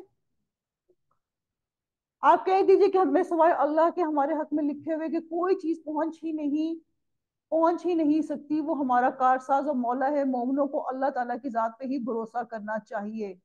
کہہ دیجئے کہ تم ہمارے بارے میں جس چیز کا انتظار کر رہے ہو وہ بھلائیوں میں سے ایک ہے، دو بھلائیوں میں سے ایک ہے، ہم تمہارے حق میں اس کا انتظار کرتے ہیں کہ یا اللہ تعالیٰ اپنے پاس سے کوئی سزا تمہیں دے یا ہمارے ہاتھوں سے، بس ایک طرف تم منتظر رہو، دوسری جانب تمہارے ساتھ ہم بھی منتظر ہیں۔ یعنی کہ اللہ تعالیٰ جو ہے مومنوں کے ذریعے کافروں کو عذاب دیتا ہے۔ کیسے؟ جنگ و جدل کر کے۔ کہہ دیجئے کہ تم خوشی یا ناخوشی کسی طرح بھی خرچ کرو، قبول تو ہرگز نہ کیا جائے گا، یقیناً تم فاسق لوگ ہو۔ اب ادھر منافقین کو کیا کہہ دیا؟ فاسق۔ فاسق ہم نے پڑھا تھا کہ یہ وہ بندہ ہوتا ہے جو کھلے عام گناہ کرتا ہے، کوئی سبب ان کے خرچ کی قبولیت کے نہ ہونے کا اس کے سوا نہیں ہے کہ یہ اللہ اور اس کے رسول کے منکر ہیں اور بڑی کاہلی سے نماز کو آتے ہیں اور برے دل سے خرچ کرتے ہیں۔ تو میں اور آپ سوچیں کہ ہم نماز کیسے پڑھتے ہیں، تو یہ ایسا تو نہیں کہ بس لگے بندے ایسے نماز پڑھ رہے ہیں کہ ہمیں سلام بھی پھیری تو پتہ ہی نہیں چلا کہ اچھا نماز ختم ہو گئی، ہمیں پتہ ہی نہیں چلا، چلو ٹھیک ہے۔ نماز میں 3 رکعت پڑھی تھی یا 4 پڑھی تھی یہ بھی نہیں پتا چلا، سجدے 2 کیے تھے، پتہ نہیں تیسرا بھی سجدہ کر لیا تھا، اتنی غفلت والی نماز۔ تو بس دیکھ لینا چاہیے کہ میں اور آپ کس کس کیٹیگری میں ہیں، اللہ تعالیٰ ہمیں نہ ایسی کیٹیگری میں رکھے۔ بس آپ کو ان کے مال و اولاد تعجب میں نہ ڈالنے، اللہ کی چاہت یہی ہے کہ اسے انہیں دنیا کی زندگی میں ہی سزا دے اور ان کے کفر ہی کی حالت میں ان کی جانیں نکل جائیں۔ اللہم لا تجلنا منہم، یہ اللہ کی قسم کھا کھا کر کہتے ہیں کہ تمہاری جماعت کے لوگ ہیں، حالانکہ وہ دراصل تمہارے نہیں، بات صرف اتنی ہے کہ یہ ڈرپوک لوگ ہیں۔ اب کتنی سیلف ایکسپلینیشن آیات ہیں کہ ہم سوچیں کہ ہم ان آیات کو کیا ہم کہہ سکتے ہیں کہ وہ جو اللہ کی قسمیں کھا رہے ہیں اور وہ حالانکہ جھوٹی قسمیں کھا رہے ہیں۔ تو اس لیے میں نے شروع میں کہہ دیا تھا کہ جو قسمیں کھانے والا بندہ ہے اس سے دور رہیں۔ وہ کیوں؟ کیونکہ وہ اپنی بات میں نا وزن ڈالنا چاہ رہا ہے، وہ اپنی بات میں چاہ رہا ہے کہ میں نہیں قسم سے یہ بھی، تمہیں قسم کھانے کی تو ضرورت ہی نہیں ہے، جب تم سچے ہو تم سیدھی سیدھی بات کرو۔ تو یہ ایک بہت بڑا کرائٹیریا ہے۔ اور جو آیت ہے نا 56 والی آیت، یہ ایک کریکٹر تھا مدینہ میں، عبداللہ بن ابی۔ رسول پاک صلی اللہ علیہ وسلم جس وقت مدینہ پہنچے اس وقت ان مدینہ والوں نے اس کو لیڈر تسلیم کیا ہوا تھا، اس کی تاج پوشی کی تیاریاں ہو رہی۔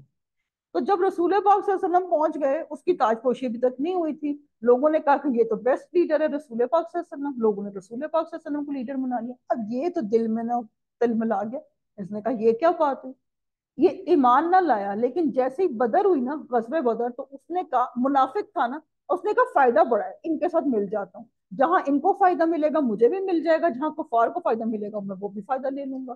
تو یہ اس کی بات ہو رہی ہے کہ یہ اللہ کا قسم کھا رہا ہے اور یہ تمہاری جماعت کا بندہ ہے، لیکن وہ اصل میں تمہاری جماعت کا نہیں ہے۔ یہ بہت بزدل لوگ ہیں جو منافق ہوتے ہیں نا، یہ یاد رکھیں کہ وہ بزدل لوگ، وہ لوگوں کے سامنے حق سچ بولنے سے گھبراتے ہیں ان میں۔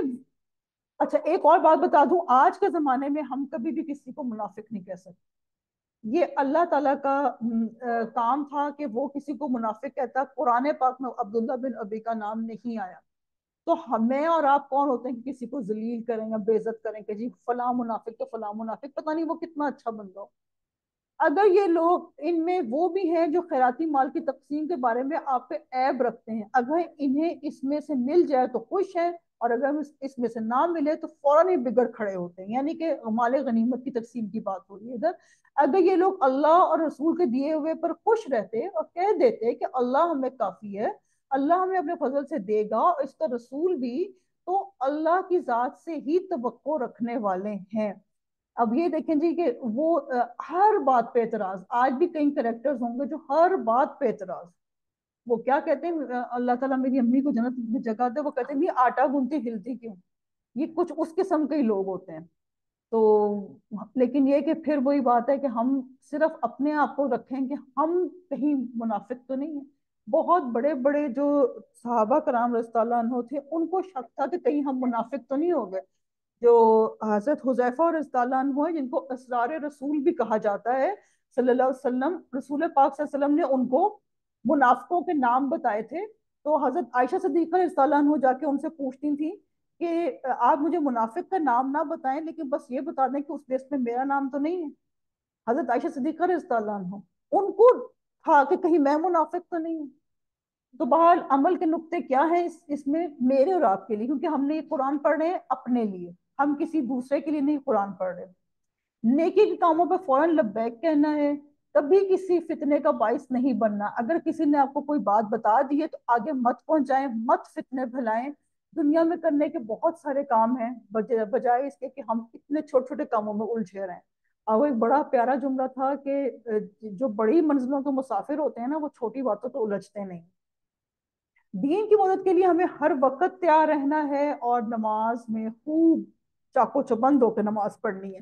دماغ کو بھی اپنے قابو میں رکھنا ہے، یہ نہیں کہ دماغ سوچ رہا ہے کہ ہانڈی پکانی ہے، یہ کرنا ہے وہ کرنا ہے. اچھا جی، رکوع نمبر 8 ہے، آیات ہیں جی 60 to 66. اور پھر اس میں منافقت کی ہی باتیں ہیں. صدقے صرف فقیروں کے لیے ہیں، مسکینوں کے لیے اور ان کے وصول کرنے والوں کے لیے، اور ان کے لیے جن کے دل پر چائے جاتے ہوں. اور گردن چھڑانے میں قرض داروں کے لیے اور اللہ کی راہ میں اور مسافروں کے لیے فرض ہے. اللہ کی طرف سے اللہ علم و حکمت والا ہے. اب جی ادھر صدقے خیرات کی تقسیم بتائی جا رہی ہے کہ وہ کن کو دیے جا سکتے ہیں. ان میں سے وہ بھی ہیں جو پیغمبر کو ایذا دیتے ہیں اور کہتے ہیں کان کا کچا ہے. آپ کہہ دیجئے کہ وہ کان تمہارے بھلے کے لیے ہیں، وہ اللہ کا ایمان رکھتا ہے، وہ مسلمانوں کی بات پہ یقین کرتا ہے. تم میں سے جو اہل ایمان ہیں یہ ان کے لیے رحمت ہے. رسول اللہ صلی اللہ علیہ وآلہ وسلم کو جو لوگ ایذا دیتے ہیں ان کے لیے دکھ کی مار ہے. یعنی کہ رسول پاک صلی اللہ علیہ وسلم بہت سافٹ ہارٹڈ تھے، اور ان کی ایک حدیث بھی ہے کہ ظاہر پہ قیاس کرو. تو وہ بھی انسان تھے، اگر کوئی بندہ کوئی بھی آ کے بات کرتا تھا تو وہ اس کو مان لیتے تھے. وہ یہ نہیں کہتے تھے کہ نہیں تم جھوٹے تم منافق، وہ مان لیتے تھے. تو لوگ کہتے تھے اچھا جی یہ تو بڑا کانوں کا کچا ہے، مطلب مذاق اڑانے کی بات. حالانکہ یہ مدنی دور کی سورہ ہے، اینڈ کی سورہ ہے، جس میں رسول پاک صلی اللہ علیہ وسلم کا کردار کھل کھل کے سامنے آ چکا ہوا تھا، پھر بھی وہ ایسی باتیں کر رہے تھے. تو اس میں میرے اور آپ کے سیکھنے کی بات ہے کہ میں اور آپ کون ہیں. چھوٹی سی چیز اگر ہم آج کچھ لوگوں کو کچھ بتانا شروع کرتے ہیں اور لوگ مذاق بناتے ہیں، ڈونٹ وری، یہ کام پہلے بھی ہو چکے ہیں، اور اللہ سے مدد مانگنی چاہیے اور اللہ سے خیر کی دعا کرنی چاہیے. محض تمہیں خوش کرنے کے لیے تمہارے سامنے اللہ کی قسمیں کھا جاتے ہیں، حالانکہ اگر یہ ایماندار ہوتے تو اللہ اور اس کے رسول صلی اللہ علیہ وسلم رضامند کرنے کے زیادہ مستحق تھے. کیا یہ نہیں جانتے کہ جو بھی اللہ کے اور اس کے رسول کی مخالفت کرے گا اس کے لیے یقیناً دوزخ کی آگ ہے جس میں وہ ہمیشہ رہنے والے ہیں. یہ زبردست رسوائی ہے. اور کہتے ہیں کہ جب انسان جب جائے گا دوزخ میں تو وہ سب ایک دوسرے کو پہچانتے ہوں گے. آخرت میں سب کو سب کا پتہ ہوگا، سب کو نظر آ رہا ہوگا کہ کون کیا کس نے کیا کیا. اگر اللہ استغفر اللہ کی بات کرے، سب استغفار کریں. اگر کوئی باپ ہے اور اللہ نہ کرے اس نے بہت گندے گندے کام کیے ہیں تو اس کی ویڈیوز چل رہی ہوں گی، تو اس وقت اس کی بہنیں، اس کی ماں، اس کی بیٹیاں سب سامنے ہوں گی. کس زوم میں ہم پڑے ہوئے ہیں. منافقوں کو ہر وقت اس بات کا کھٹکا لگا رہتا ہے کہ کہیں مسلمانوں پر کوئی صورت نہ اترے جو ان کے دلوں کی باتیں انہیں بتلا دے. کہہ دیجئے تم مذاق اڑاتے رہو، یقیناً اللہ تعالیٰ سے ظاہر کرنے والا ہے جس سے تم ڈر دپک رہے ہو. یعنی کہ جب قرآن پاک نازل ہو رہا تھا نا، تو جو بھی بات ہوتی تھی وہ فوراً قرآن میں آ جاتی تھی. اللہ، میں کئی دفعہ سوچتی ہوں کہ اللہ نے ہماری کتنے پردے رکھے. اگر ہم بھی اس دور میں ہوتے تو استغفر اللہ، ہمارا بھی قرآن میں آ جاتا فلاں ایسی ہے فلاں ایسی ہے. ابھی آگے ہم پڑھیں گے سپارے میں کہ ایک عورت نے بیٹھ کے صرف دعا کر رہی ہے روتے ہوئے، اور اس کی دعا عرش تک پہنچی. اور حضرت عائشہ صدیقہ رضی اللہ عنہ کہتی میں اس کے پاس بیٹھی تھی، مجھے اس کی آواز نہیں آئی، اور رسول پاک صلی اللہ علیہ وسلم پہ وحی آ گئی. Can you imagine that? تو منافقوں کو کھٹکا لگا رہتا تھا کہ ہماری کوئی بات قرآن میں نہ آ جائے. اور وہ بات قرآن میں کیوں آئے گی؟ کیونکہ وہ لوگ کرتے ایسی حرکتیں تھے. ہاں، اگر میں اور آپ کو ایسی حرکت کر رہے ہیں تو ہی ہمیں کھٹکا لگا رہے گا نا کہ کوئی گڑبڑ نہ ہو جائے، کوئی پکڑا نہ جائے، کوئی کچھ نہ ہو جائے. تو ان کو بھی یہ ڈر لگتا تھا. اور ساتھ ساتھ وہ مذاق بھی اڑاتے تھے. تو ہر وقت مذاق کرنا، ہنسنا، بولنا، یہ اسلام کا مزاج نہیں ہے. ٹھیک ہے سافٹ مذاق ہو سکتے ہیں، لیکن لوگوں پہ مذاق کرنا، یہ دیکھ لیں ابھی کتنی بری چیز ہے۔ اور اگر آپ ان سے پوچھیں تو صاف کہہ دیں گے کہ ہم تو یوں ہی آپس میں ہنس بول رہے ہیں۔ کہہ دیجئے اللہ، اس کی آیتیں اور اس کا رسول ہی تمہارے ہنسی مذاق کے لیے رہ گئے ہیں۔ آج بھی بہت لوگ باتیں کر رہے ہوتے ہیں داڑھی پہ، کبھی مولوی پہ، کبھی کسی نقابی عورت پہ۔ مت کریں، لوگ باتیں کریں، آپ مت کریں، میں نہ کروں۔ اتنی سنگین سزا ہے اس چیز کی۔ کوئی دینی بندہ آپ کو نظر آ گیا، آپ کو لگا جی یہ بہت ہی بندہ ہماری زبان میں ملحمہ کاری کر رہا ہے، چھوڑ دیں، اس جگہ سے اٹھ جائیں، مذاق مت بنائیں۔ لوگ مجھے اس چیز کا بہت اتفاق ہوا کہ نقاب پہنے تو گزرتے گزرتے کوئی جان نہیں بھی جان پہچان والا تو نقابی ہے تو عورت ہے تو بس اس کو کہہ دیا ننجا ٹرٹل، ننجا ٹرٹل کہہ دیا۔ تو لیکن یہ کہ اللہ ہم مجھے اور آپ پہ رحم و کرم فرمائے اور ہمیں ایسی فضول باتوں سے محفوظ رکھے۔ میں تو ان کو فضول ہی کہوں گی کہ دماغ میں کوڑ بھرا ہوا ہے۔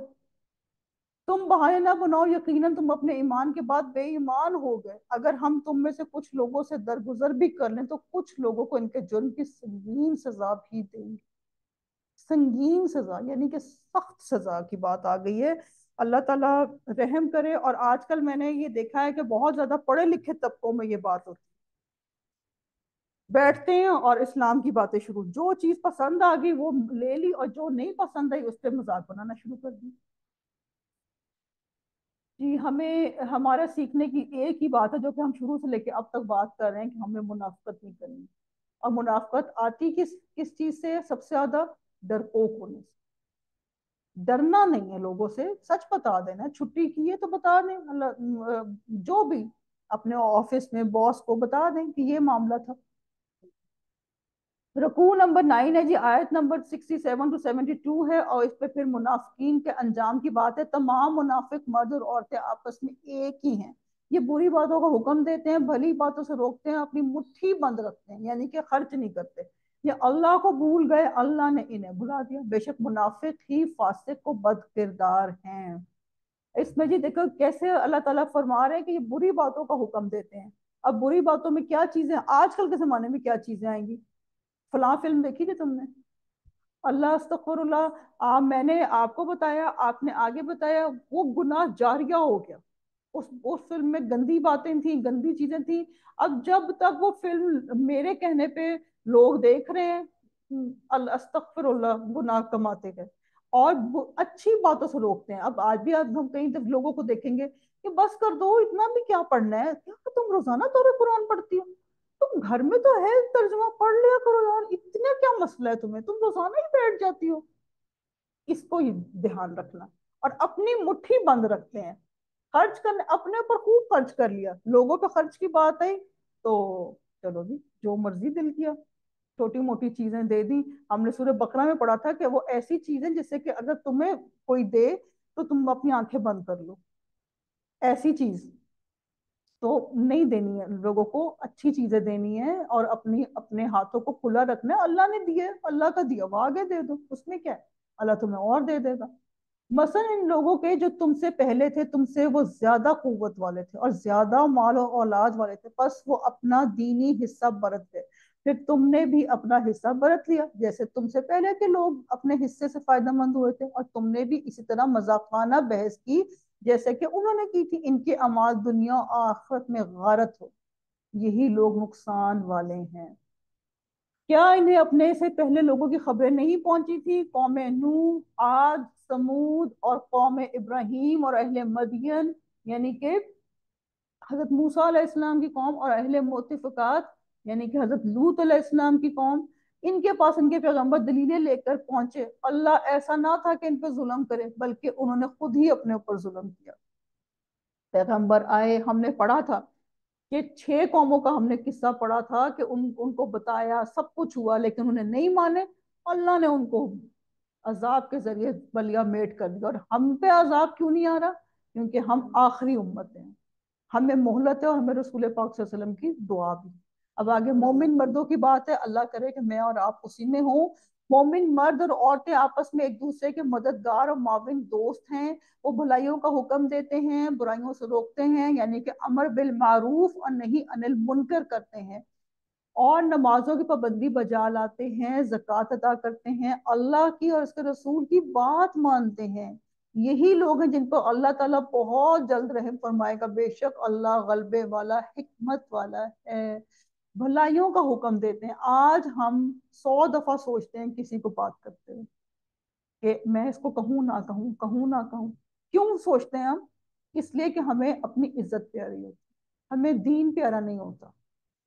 हमें अपनी इज्जत प्यारी होती है कि इस बंदे ने तो कर देनी है मेरी बेइज्जती, तो इसलिए मैं ना कहूँ। अब मस्जिदों में भी हम अक्सर जाएं तो लोगों ने ना सफ नहीं बनाई होती, सफों के दरमियान में फासला नहीं होना चाहिए, लेकिन कोई उनको कुछ नहीं कह रहा होता। क्यों? क्योंकि जब आप कहते हैं ना तो औरतें बड़ा बुरा मनाती हैं। अब खास तौर पे मस्जिद नबी वगैरह में जाएं तो वो उनकी फ्रेंड्स होती हैं, वो इकट्ठे इकट्ठे नमाज पढ़ रही थी, बीच में इतने इतने गैप्स होते हैं, वो नहीं करना चाह रही होती, लेकिन आपने तो कहना है ना। आप कह दें। एक छोटी सी मिसाल है, जैसे कोई पानी खड़े होकर पी रहा, तो आप कह दें सुन्नत के मुताबिक पानी बैठ के पीना है, वो माने ना माने, लेकिन हम उससे भी डरते हैं। हम कहते हैं कि नहीं नहीं, ये हमारी ना, ये हमें शायद हर वक्त कहेगी कि ये तो हर वक्त एक्सट्रीमिस्ट हो गई, हर वक्त इस्लाम इस्लाम इस्लाम इस पर छा गया, नहीं नहीं रहने दो। तो हम अच्छा खासा इस्लाम पढ़ने के बाद भी डर जाते। तो हमने अमर बिल मारूफ और नहीं अनिल मुनकर का काम करते रहना है, ताकि अल्लाह पाक हम पे रहम फरमाए। इन ईमानदार मर्दों और औरतों से अल्लाह ने इन जन्नतों का वादा फरमाया जिनके नीचे नहरें बह रही हैं, जहां वो हमेशा रहने वाले हैं। इन साफ सुथरे पाकीज़ा महलात का, जो जो हमेशगी वाली जन्नतों में हैं, और अल्लाह की रजामंदी सबसे बड़ी चीज है, यही जबरदस्त कामयाबी है। अब इसमें जन्नतों का जिक्र है और घर का जिक्र है, जो कि घर हर बंदे की ख्वाहिश होती है कि, कि उसको घर मिले। तो हम सोचें कि हम अपनी जन्नतों के घरों को भी आबाद करना चाहते हैं। अल्लाह ताला ने तो जन्नतों में घर बनाए हुए हैं, लेकिन क्या हमने कभी जन्नतों के घर के बारे में भी सोचा है? और उधर जन्नत के दर्जे हैं, और एक दर्जा दूसरे दर्जे से ऐसे होगा जैसे कि हम आसमान पे सितारे देख रहे हैं। तो अल्लाह ना करे कि मैं और आप जन्नत में जाएं तो हम ऊपर उन लोगों को देख रहे हो, हम कहें कि हम भी कभी अच्छी नेकियां कर लेते। तो इधर महलात का जिक्र है। आज लोग बहुत मेहनत कर रहे हैं घर बनाने में, मैं देखती हूँ इतनी मेहनत है घर बनाने में, लेकिन जो अबदी महलात अल्लाह ने देने हैं, उनके लिए हम इवन सोचते भी नहीं है। तो आज हम सोचें तो सही, कभी कभी बैठ के सोचें कि मेरा जन्नत में महल कैसा होगा, कभी सोचें क्या उसके सोने के दरवाजे होंगे, अल्लाह ताला कैसा होगा वो मेरा महल। और फिर सोचें कि मेरे मुझे उसके अमल कैसे करने, कितना मजा आएगा मुझे उधर। उधर बच्चे भी फ्री होंगे, मैं भी फ्री होंगी, बैठेंगे बातें करेंगे, कभी नहर पे जाएंगे, कभी आम खाएंगे, कभी आइसक्रीम खाएंगे ना। उधर तो कोई बीमारी होनी है ना, कोई मसाइल होने हैं ना, वक्त का मसला होना है। तो जरूर सोचा करें उसके बारे में। ईमान, और ये होगा कैसे? जब हम ईमान वालों से जुड़ेंगे, स्वालहीन के साथ जुड़ेंगे। अंबिया कराम की दुआएं हैं कि अल्लाह ताला मुझे स्वालहीन का जुड़ा दे। आयत नंबर 73 to 80 है, मुनाफिक लोगों की वादा खिलाफियों की बात है। ए नबी, काफरों और मुनाफिकों से जहाद जारी रखो, इन पर सख्त हो जाओ, इनकी असली जगह दोजख है जो नहायत बदतरीन जगह है। ये अल्लाह की कस्में खाते हैं, खा कर कहते हैं कि उन्होंने नहीं किया, हालांकि यकीनन कुफर का कलमा इनकी जबान से निकल चुका है। ये अपने इस्लाम के बाद काफिर हो गए। उन्होंने इस काम का कसद भी किया जो पूरा ना कर सके। ये सिर्फ इस बात का इंतकाम ले रहे हैं कि इन्हें अल्लाह ने अपने फजल से और इसके रसूल सल्लल्लाहु अलैहि वसल्लम ने दौलतमंद कर दिया। अगर ये अब भी तौबा कर ले तो इनके हक में बेहतर है, अगर मुंह मोड़े रहें तो अल्लाह ताला इन्हें दुनिया और आखिरत में दर्दनाक अजाब देगा, और जमीन भर में इनका कोई हमायती और मददगार ना होगा। इनमें वो भी है जिन्होंने अल्लाह से अहद किया था कि अगर वो हमें अपने फजल से माल देगा तो हम जरूर सदका और खैरात करेंगे और पक्की तरह नेकोकार हो जाएंगे। लेकिन जब अल्लाह ने अपने फजल से इन्हें दिया तो ये इसमें बखीली करने लगे और टाल मटोल करके मुंह मोड़ लिया। अल्लाहुम्मा ला तजलना मिनहुम, अल्लाह ताला ऐसा हमें ना बनवाए। और आगे है जी, बस इसकी सजा में अल्लाह ने इनके दिलों में नफाक डाल दिया अल्लाह से मिलने के दिनों तक, क्योंकि उन्होंने अल्लाह से किए हुए वादे के खिलाफ किया, और क्योंकि वो झूठ बोलते रहे। क्या आज मैं और आप झूठ तो नहीं बोलते? क्या وہ نہیں جانتے کہ اللہ تعالیٰ کو ان کے دل کا بھید، ان کی سرگوشی سب معلوم ہے؟ اللہ تعالیٰ غیب کی تمام باتوں سے خبردار ہے۔ جو لوگ ان مسلمانوں پہ تانا زنی کرتے ہیں، جو دل کھول کر خیرات کرتے ہیں ان لوگوں پر جنہیں سوائے اپنی محنت مزدوری کے اور کچھ بھی وہ یسر نہیں تھا، بس یہ ان کا مذاق اڑاتے ہیں، اللہ بھی ان سے تمسخر کرتا ہے، انہی کے لیے دردناک عذاب ہے۔ یہ غزوہ پہ اللہ تعالیٰ کی طرف سے رسول پاک صلی اللہ علیہ وسلم نے کہا تھا کہ بہت سارا مال چاہیے، چیزیں چاہیے تبوک میں، اور لوگ بھی چاہیے۔ تو ہر صحابی رضی اللہ عنہ نے اپنی طریقے سے مدد کی۔ تو جب زیادہ مال دیا تو لوگوں نے باتیں کی، اچھا جی ان کے پاس تو کام ہی کوئی نہیں ہے، اور بجائے بس یہ فارغ تو لوگ بیٹھے ہوئے ہیں۔ اور کسی نے کم دیا، جیسے کہ ایک صحابی رضی اللہ عنہ تھے، انہوں نے کچھ کھجوریں دی تو لوگوں نے اس کا بھی مذاق بنایا کہ کھجوریں کیوں، اتنی سی چیز سے کیا فائدہ ہوگا؟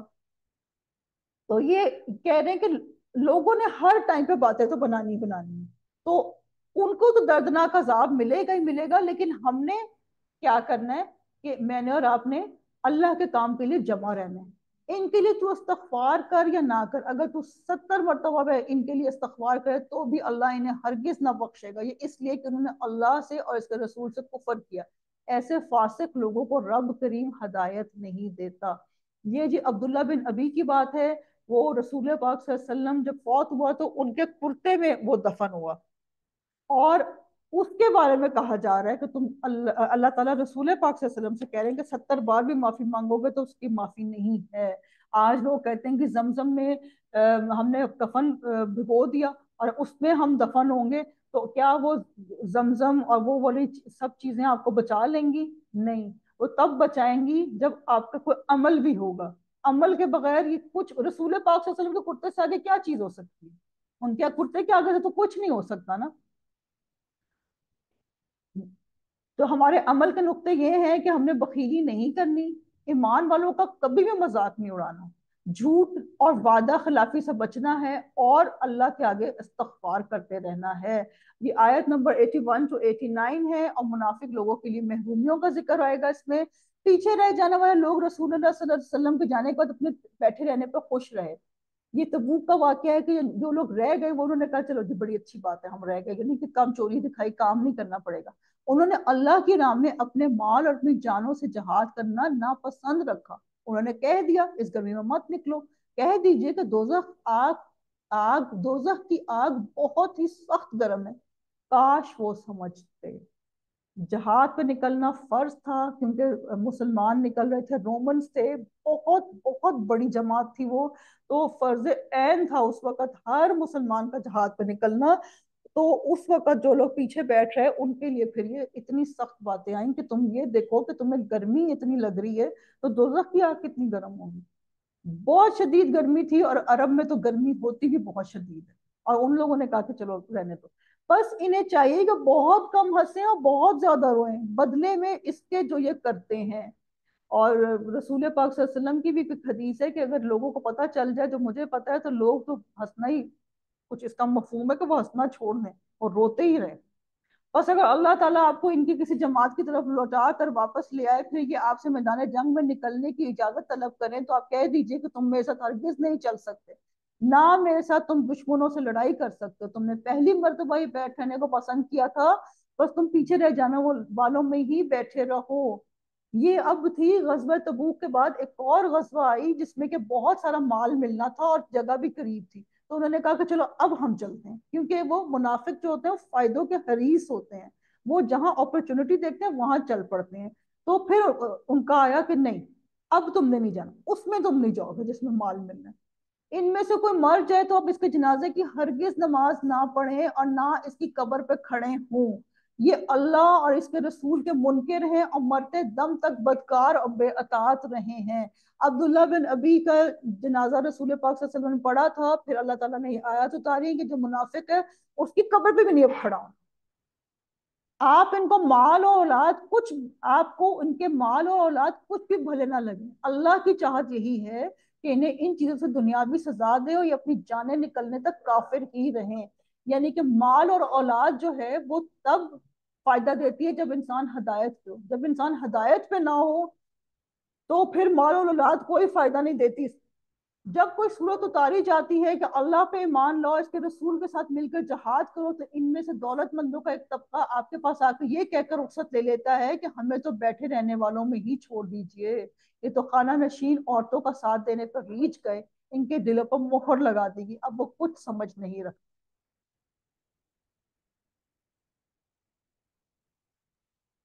اذان، وقفہ برائے اذان۔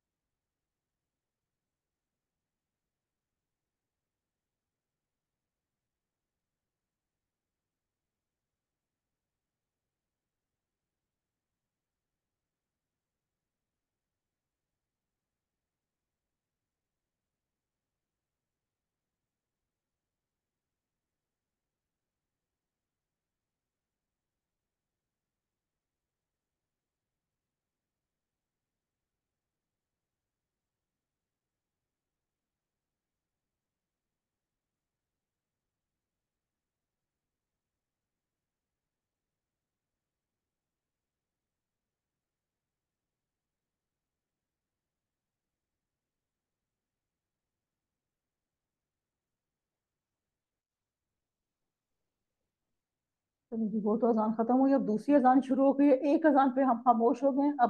ٹھیک ہے، ہم اپنی کنٹینیو کرتے ہیں کلاس۔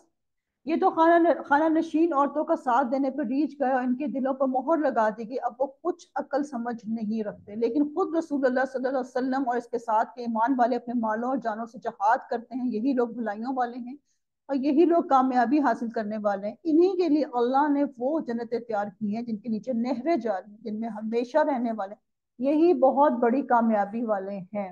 لیکن تو جی اب آگے اس میں ہم اپنے عمل کے نقطے دیکھ لیتے ہیں کہ بے عملی کی خوبصورت توجیحات پیش کرنا عذر ہے۔ ہم بہت خوبصورت خوبصورت بہانے بنا لیتے ہیں، لیکن وہ نہیں بنانے اور اللہ کی راہ میں اپنے جان و مال لگانے ہیں، مال اور اولاد میں کھو کر اپنے مقصد کو بھول نہیں جانا، نیکی کا ہر موقع غنیمت جاننا ہے، اسے بھرپور فائدہ اٹھانا ہے۔ اب آخری آیات ہے، آیت نمبر 90 to 93۔ بلا عذر اللہ کی راہ میں نہ نکلنے والوں کا اس میں انجام بتایا جائے گا۔ یہ نشینوں میں سے عذر والے لوگ حاضر ہوئے کہ انہیں رخصت دے دی جائے، اور وہ بیٹھ رہے جنہوں نے اللہ سے اور اس کے رسول سے جھوٹی باتیں بنائی تھیں۔